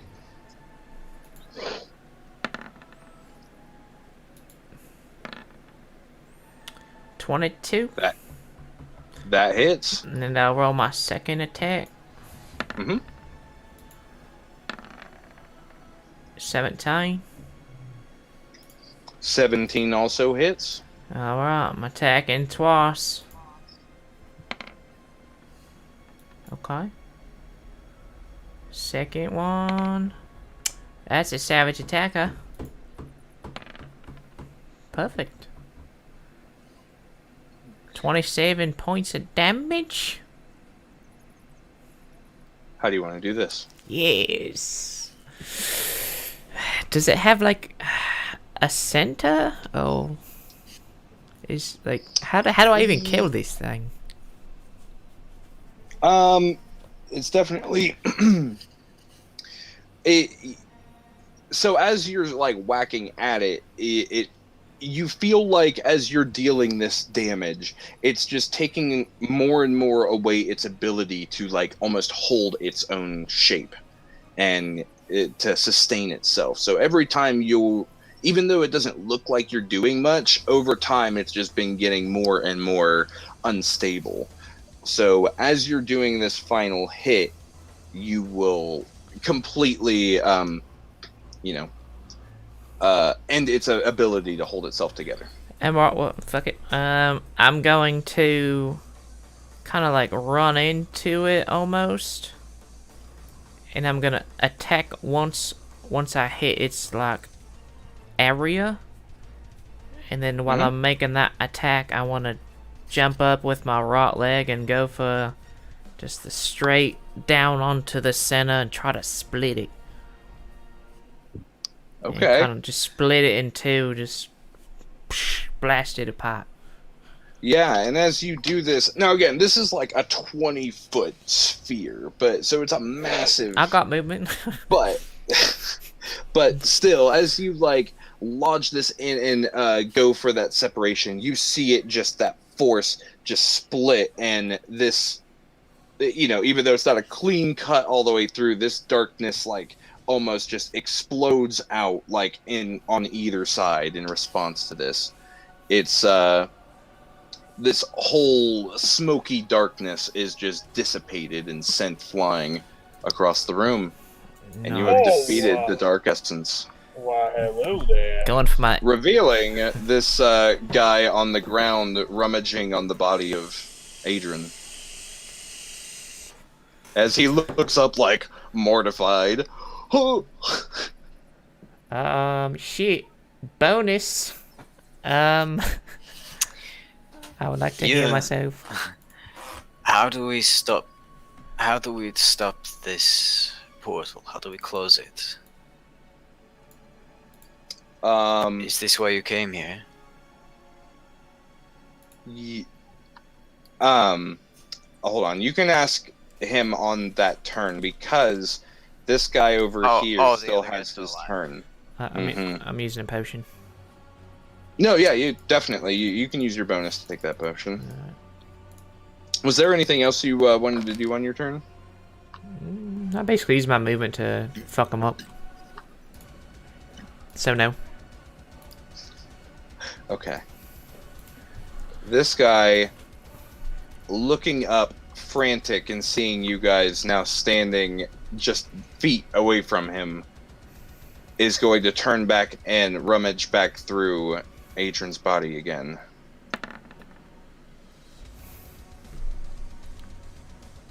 Oof. And sorry, he's oops. No, I didn't mean to die. But he's not like it would have helped a bit anyway. But yeah, he's rummaging through and he just can't seem to find whatever he's looking for on Adrian's body. And that's using his action to do that. And he's just looking more and more frantic as he can't seem to find what he's looking for. And that is all he can do on his turn. All he's going to do. Bringing us all the way back to the dwarves.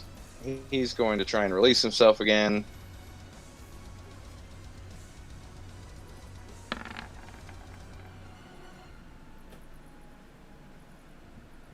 Go dwarf guy. He finally gets his bindings off and starts working on his buddy next to him. Bobak, Ustag sent us. it is All your right. turn. Well, Oh shit, I keep going forgetting to- about Ustag. He should have been here too. So sorry. I'm Son of a gonna move up bitch. here, and I'm going to do my usual reckless great weapon master. Go ahead. Let's see, 22, 22 hits. and I'm going to do it again. 17 17 hits. Mm-hmm. He's dead. for 23 and 26 points of damage, so 49. How do you want to do this? As he's rummaging through the pockets, I'll bend down and get real close to him. What you looking for? And then as he looks up, I'm just going to take the hammer and I want to bring it from the side and hit him just square in the face and just mash it in. Yeah, you dispatch him very quickly and very easily. He didn't stand a chance. And that is everybody. You guys have, other than the guy you've successfully subdued. But, yeah. Alright. Well, first thing I want to do is I'm going to loot the body. Right. See if you can Double figure out loot. what he was looking for. Well, it was supposed to, What's your investigation, Valerie? My investigation is +1. Alright, do you want to just give me advantage? Yeah. 18 to search Adrian's body. you said 18 to search his body? Yep. All right. And by the way, you still get this, if this will play. It played last time. It was just covered up. Oh, damn. My bad. I didn't even hear it. There it is. Yeah, I told you, mine's lagging really bad for some reason. Okay, anyway, cancel that. Okay, searching through his body. It'll stop playing. Double loot. Okay, so looking through his body, you find 234 gold pieces, 123 platinum pieces. You also find another one of those fancy ceremonial daggers. You find a wand. And something else. Hold on. You find a scroll on him also. Scroll. Scroll. And yeah, that's all the items he has on him. Alright, I'm going to spend the next however long it takes to loot all of the bodies of the Sure. dead cultists with Valric's help, right? Right, Valric? Yeah. Azura is freeing the remaining 21. dwarves. 21 to loot the rest of the bodies. Okay. Maybe we should talk to this cultist up here. Bovag. I don't care about him. You guys talk to him. Okay. So I guess I'll just go through. So Bovag going through the other cultists. You find a few random gems, other various, valuable things. You get 25 gold pieces from. Or I'm sorry. Here, let me get you the total on this. It'll just be a little easier. I would just combine them all. Yeah. Well, I already told you Adrian's, but Yep. 75. Okay, so from the other cultists, you find a total of 337 gold. You also find total another 3 more of those ceremonial daggers. You get a little bit here. Altogether, you get a potion of vitality, 2 oil of sharpness, a potion of supreme healing, a potion of superior healing, 2 topazes, 2 peridot, Peridot, it's just another gem, an aquamarine, a gold ring with bloodstones, a brass mug with jade in it, and an ivory statue. I'm sorry, and 2 other mysterious bags that seem magical in nature. That is your complete haul from this room with your investigation check, Beveg. What was this weapon that fucker gave the other guy? Yes, you actually...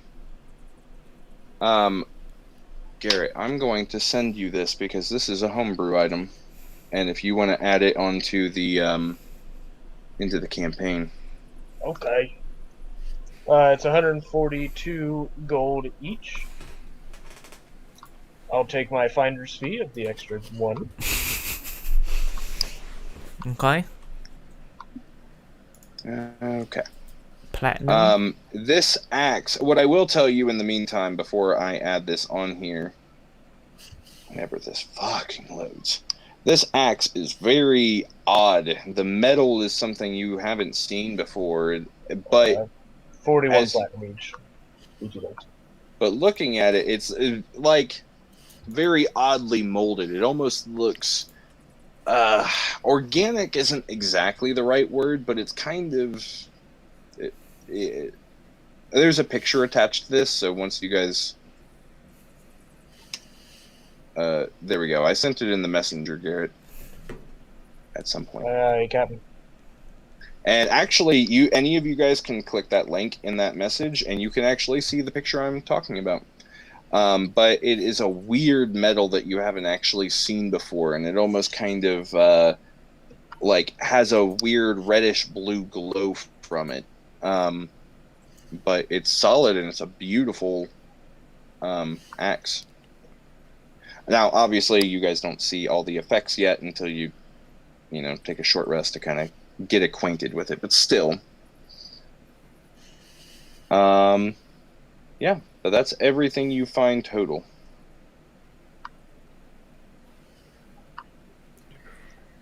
So while Bobag and Valric are making their rounds checking out stuff, Ragnar and Azora, what do you guys want to do for this 10 minutes or so?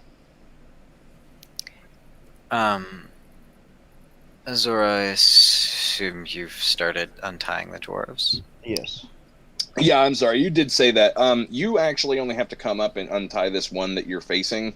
The other two have untied themselves at this point. So we're But still. What's this axe's Ustak base sent damage? us. Ustak does... okay, yeah, that's my bad. I just straight up forgot about Ustak. So he has been here kind of watching from a distance, but he hasn't been as involved as he did in that last fight. Where the fuck did I leave Ustak's token? I don't even see him around anywhere. Oh, there he is. He's hiding down here. Okay, yeah, but Ustak... He thought Once everything's all said and done, he drifts in and is kind of watching from a distance. He's not as, like, directly involved. But he's just watching. he died and refused to give up on you. He found us and then saved us, allowing us to come here and save you. The And then I'm gonna turn. Mhm. Oh, go ahead. No, you. Whatever you're. It's just as they're kind of standing up and, rubbing their wrists and getting their bearings again and stretching. The one who freed himself more or less responded. He's like, "Ustak, what do you mean he saved you? Or he helped you to save us? He We came haven't seen back. him since we got attacked." That's because he died. I don't understand. If he died, then how could he help you? He did not rest. I think he needs your help He's to a rest. ghost, damn it. Ragnar, give me a perception check real quick.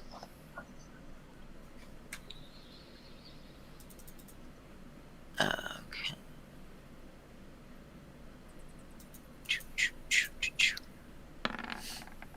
Oh, nice.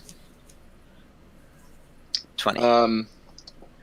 For you standing here kind of looking at these dwarves, talking to them and explaining Ustak's involvement, and they just are looking at you kind of confused, and even when Bovag shouts out that he's a ghost, they just don't seem to completely believe it. But looking over their shoulder, Ragnar, you see Ustak peering from behind a pillar, watching all this go down. But, Okay, well, I don't call him out. I just kind of, shrug when the dwarves don't get it. And I'm like, don't worry about it. Well, and then I turn... Nevertheless, we appreciate your help. You're welcome. You should probably leave with us to ensure you leave safely. Hey, no Bovag complaints. will start rummaging around in his bag and pull out the pocket watch that he has. Say Ustak asked us to give this to you, and just hold it out so they can see it. Sure. I don't know who it belongs to. Probably the guy in the portal. The guy who Azora untied, a little bit closer to you, he steps up. He's a little bit more of a younger dwarf, but he says, "No, this isn't any of ours. This is this belonged to his dad. This was very important to him. Did he say who to give it to?" No, he just said to make sure one of you guys got it. Well, I assume he'll want his son to get it. So we'll make sure this gets home.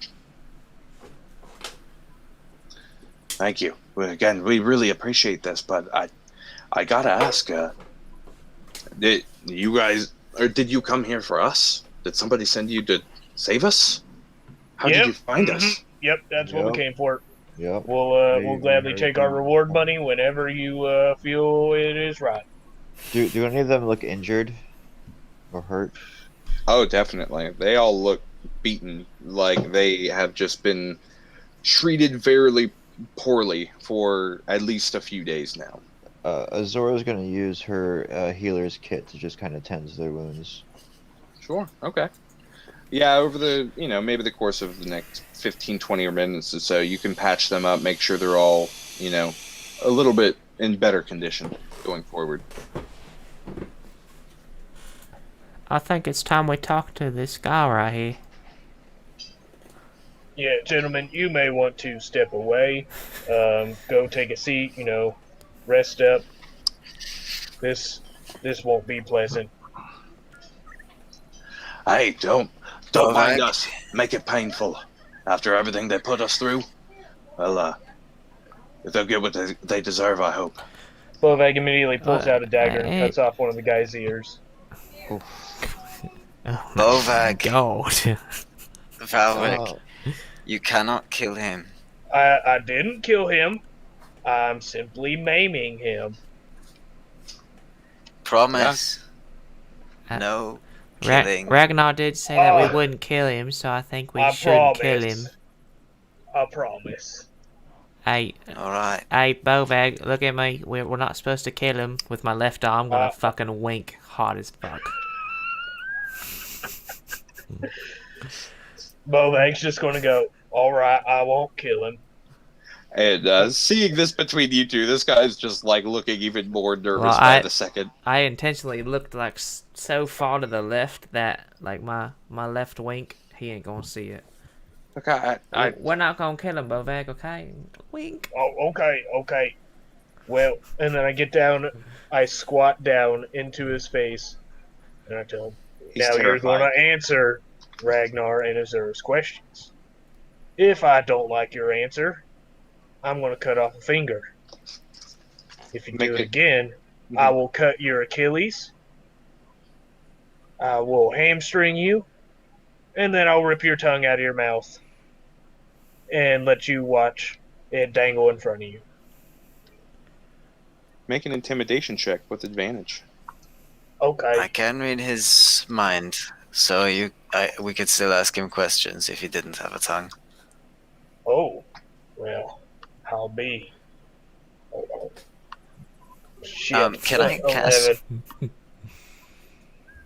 Can I do this with my strength instead, as I hold the dagger up to him and press it against him, as opposed to my naturally great charisma?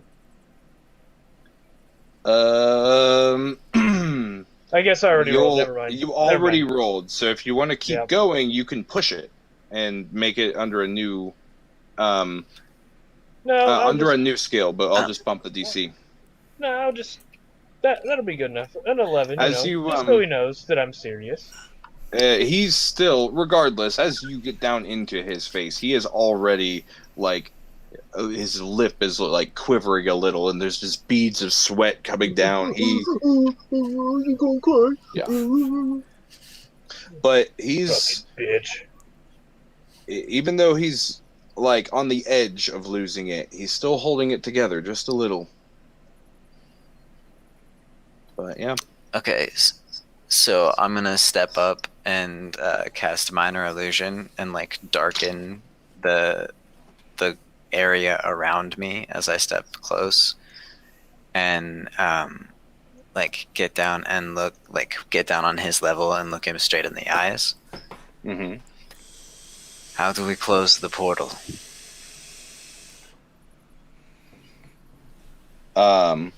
He just looks at you with a pause, and then just looks up at the pedestal to your left. With now looking at this, on top there is maybe a stone, maybe this big around, maybe 3-4 inches around, kind of taller, and just kind of a rounded stone all around. But it like has these slits where it's like purple crystals. It's really odd looking, but anyway, this smooth stone with these little purple stone windows in it almost is glowing vibrantly while sitting on this pedestal surrounded by the purple runes. And he's just, that's what does it.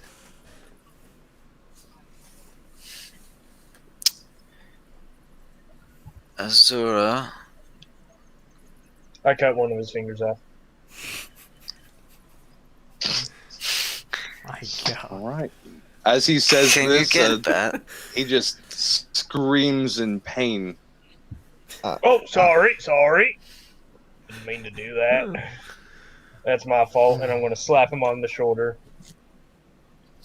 Azura is going to kind of roll her eyes as they're maiming him, and she's going to heal him 5 hit points. Okay. And then she wants to inspect Like this this podium. I'm sorry, can you repeat that? She wants to after she heals him, she's going to inspect this podium. She just kind of wants to. She doesn't want to touch it yet. She just kind of wants to look at it, see what. Sure. Go ahead and give me an Arcana check. And for the record, really crude doodle, but this is roughly what this stone looks like. Just kind of like an egg shape, but flat on the bottom with these little rectangular windows. But those windows are just like where the stone transitions into like almost an amethyst, but smooth still. Anyway, 18 Arcana. Looking at this, while you've never seen this magic before, obviously, from what he said, pointing at or nodding at the stone on top, it definitely looks like this stone isn't attached. And it's setting in its place, it looks, you can assume by the other runic architectures in this temple that this stone is probably, it being put in its place is probably what is giving this structure its power. Looks like maybe if we just take this stone thing, and she's gonna cast Mage Hand to pick up the stone. Okay. So using Mage Hand and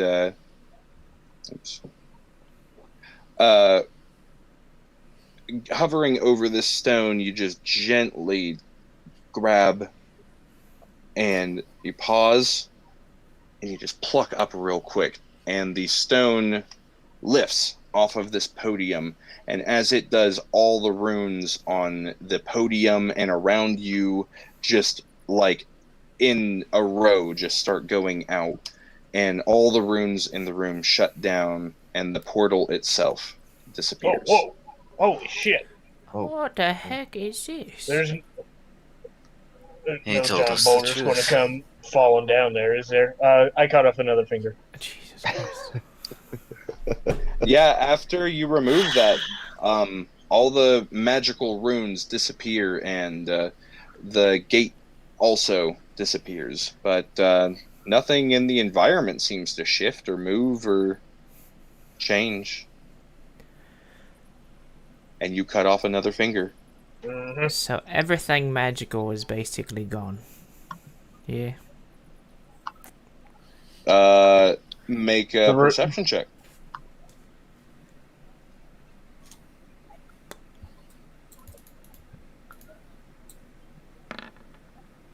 $17.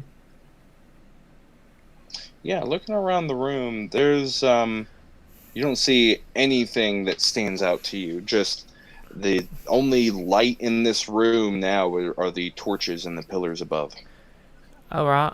Bovag, Just stop cutting off his fingers for a second. Oh, okay, Let's just okay, ask him a okay. few questions here. He's just sobbing I- at this point. I do have a question for him. Oh, I do. just I got it. I got it. give me a second. I got a question. Hold on. I cut off another finger. He I'm gonna screams and howls drag. and bawling. I'm gonna drag him away from Bovag at this point, like into the corner over here, Well, hey, and sit hey. him down, like against a pillar. Okay. No, Bovag, you wait. I have. You've A done enough question. threatening now.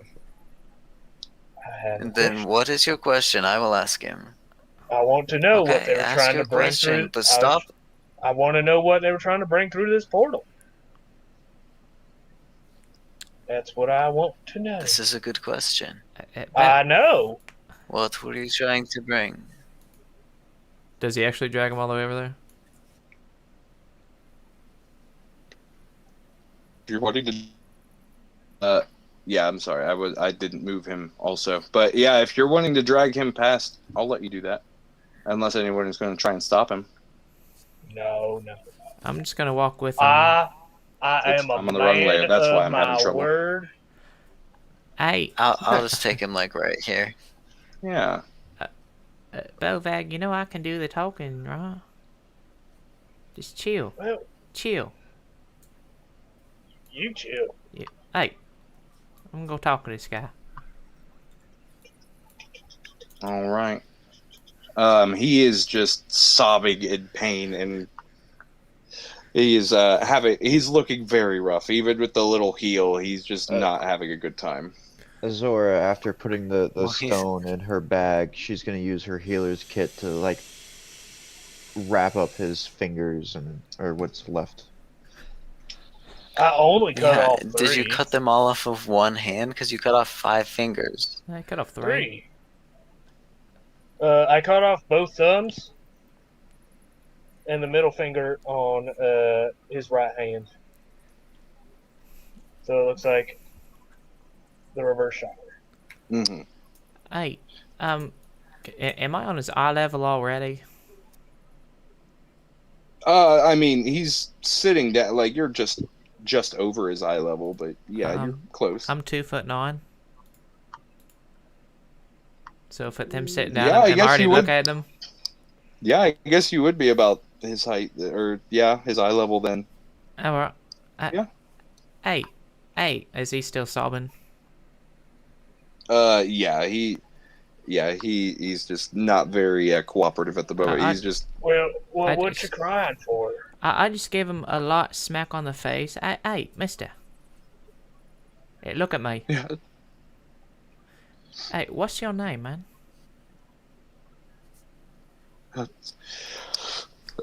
My name's Edmund. I've told you everything.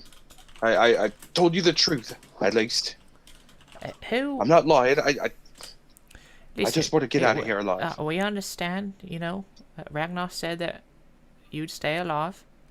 Just answer our What? questions. What was on the other side of that portal? It is Nethos himself. Nethos? Nethos, the Void. The Dark One himself. Voldemort? No, how did you guys find out about this place? I'm not sure what brought them here to begin with, but Can you guess? Adrian, he said that somewhere in this mountain range there was a hidden temple. We've been looking for over a year now, and we just recently found it. But I don't know why they found them. They are about 15 feet up, Bobag. They're built into the pillar themselves. Did somebody hire you, or what? No, this is our pleasure. We just came here to try to find ways of accessing Nethos himself. If we open the doorways to him, we can both give back to him and hopefully maybe start to bring pieces of him through it too. No. You want to bring the void into the world. Why would you do that? Why would you want there to be nothing? Just, do you remember what existed before you were born? Us mortals can't comprehend being one with Nethos. No, but this is much more interesting. Look at what we get to do. Of course, you've lost fingers, and that's not exciting. But if you play your cards right, you'll get them back. We're restoring the universe to how it was. No, it will We're be bringing Nethos later. together. Well, Now, when Everyone dies. yes. when So you why say rush it?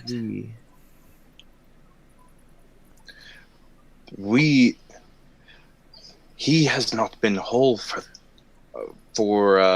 since this world was created. We just want to put him back. He's been apart for so long. We are only doing the work to bring him back together.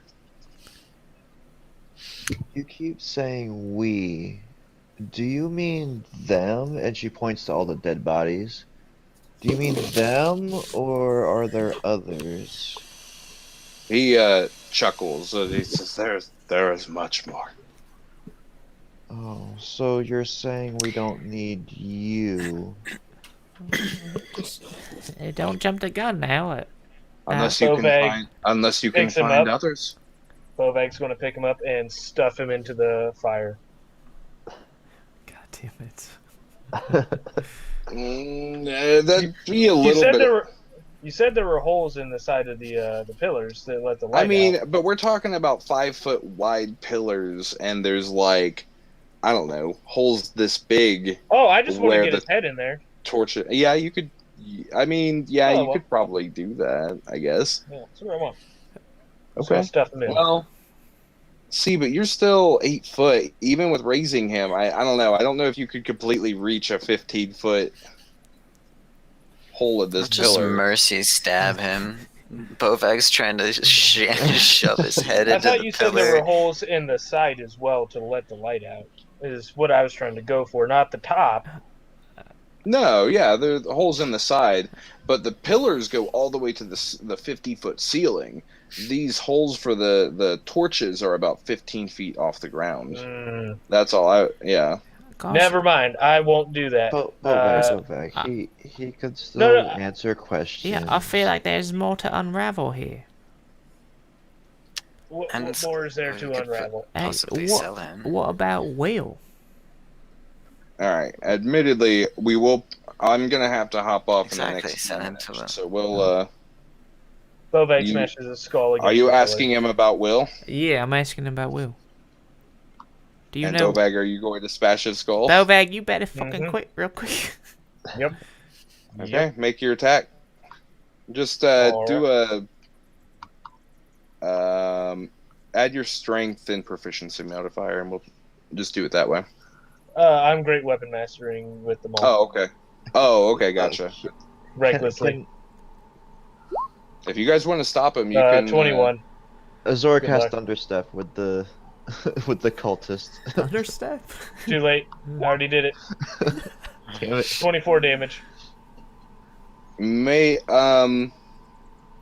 Azora, make a I guess a dexterity saving throw. See if you're quick enough to react.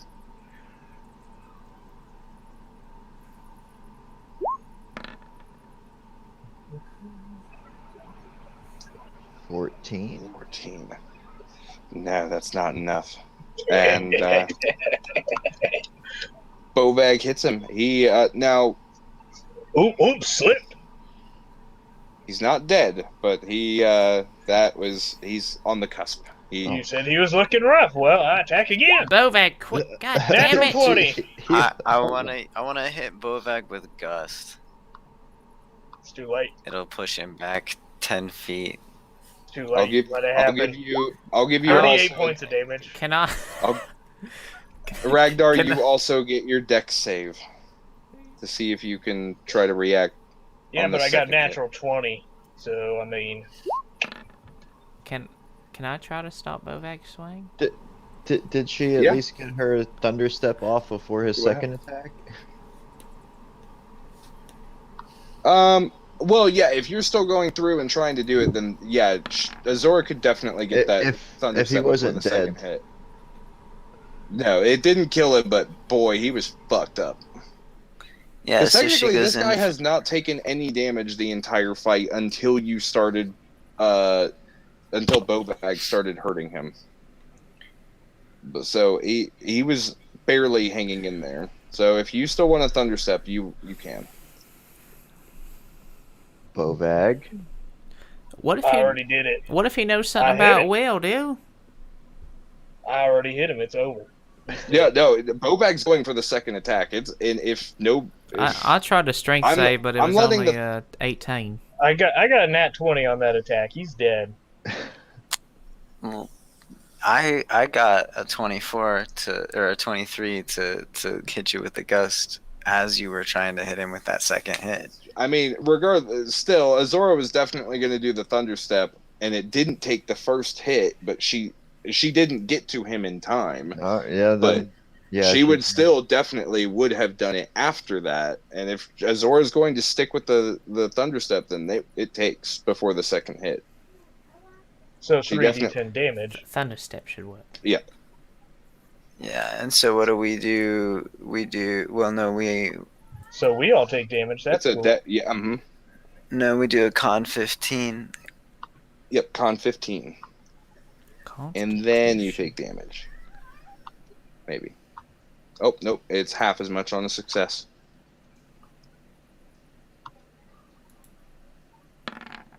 Not tine. So 11. this is an interesting thing here.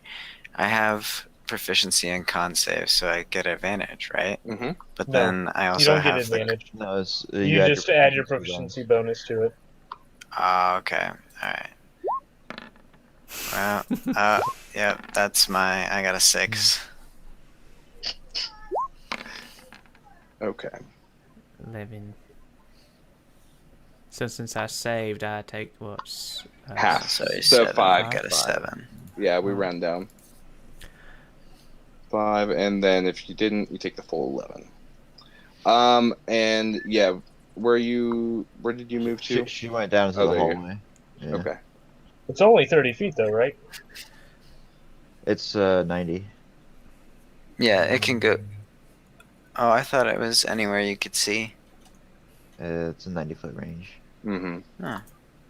Yeah. So yeah, she can definitely at least make it.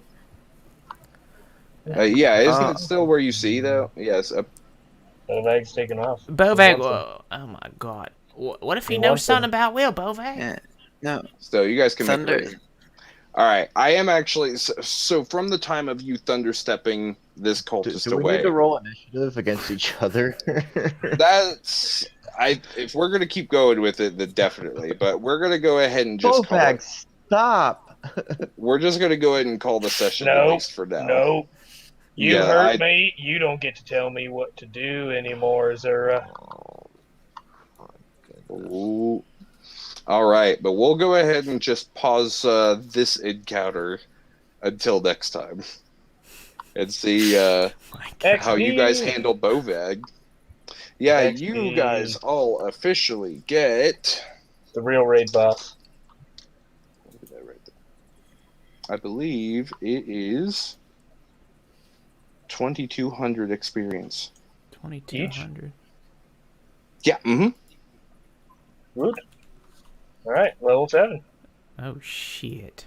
Yeah. So it Nice. should put all of you just above 7. Yep. 2200. I Yeah, believe those sick, Ragnar huh? and Zora are barely over it, but yeah. All right, guys. Well, I'm gonna go ahead and hop off of here. All right, dude. Hubert's got to get to work tonight, so. That axe, what's its regular damage attack? 1d6. Is it? So 1d6 and 1d6. Yeah. Trey, do you just want us to roll for HP off screen? Yeah, that's fine. You guys can just roll up All right. off screen. I trust you. So If you roll a 1 on health, you can re-roll it. I'll give you that. I like Matt Mercer's rule on that one. All right. It's pretty disappointing when you roll a 1 on your health. are we For sure. leveling up here in the cave, or are we gonna do like some downtime back in town and level up? Or- I'll get back to you on that one. Let me double check what you guys are doing on, going up to level 7, and you guys can probably just level up before, we get off, but I'll let you know, or, before you go back to town, but I'll let you know beforehand. I feel like Azura's stuff that she's learning, that she would need time to like talk to a cleric and kind of. Sure. She would need time to learn these spells and such. Yeah. Next session's we gonna might be need to- pretty hard on the might RP. Oh, yeah, definitely. All right, guys. Well, good game. All right, GG. That was definitely a heavy-duty fight, but you guys did awesome. And I will catch you all later. All right, see ya. Okay. Cool, see ya. That goods. See y'all later. Hey.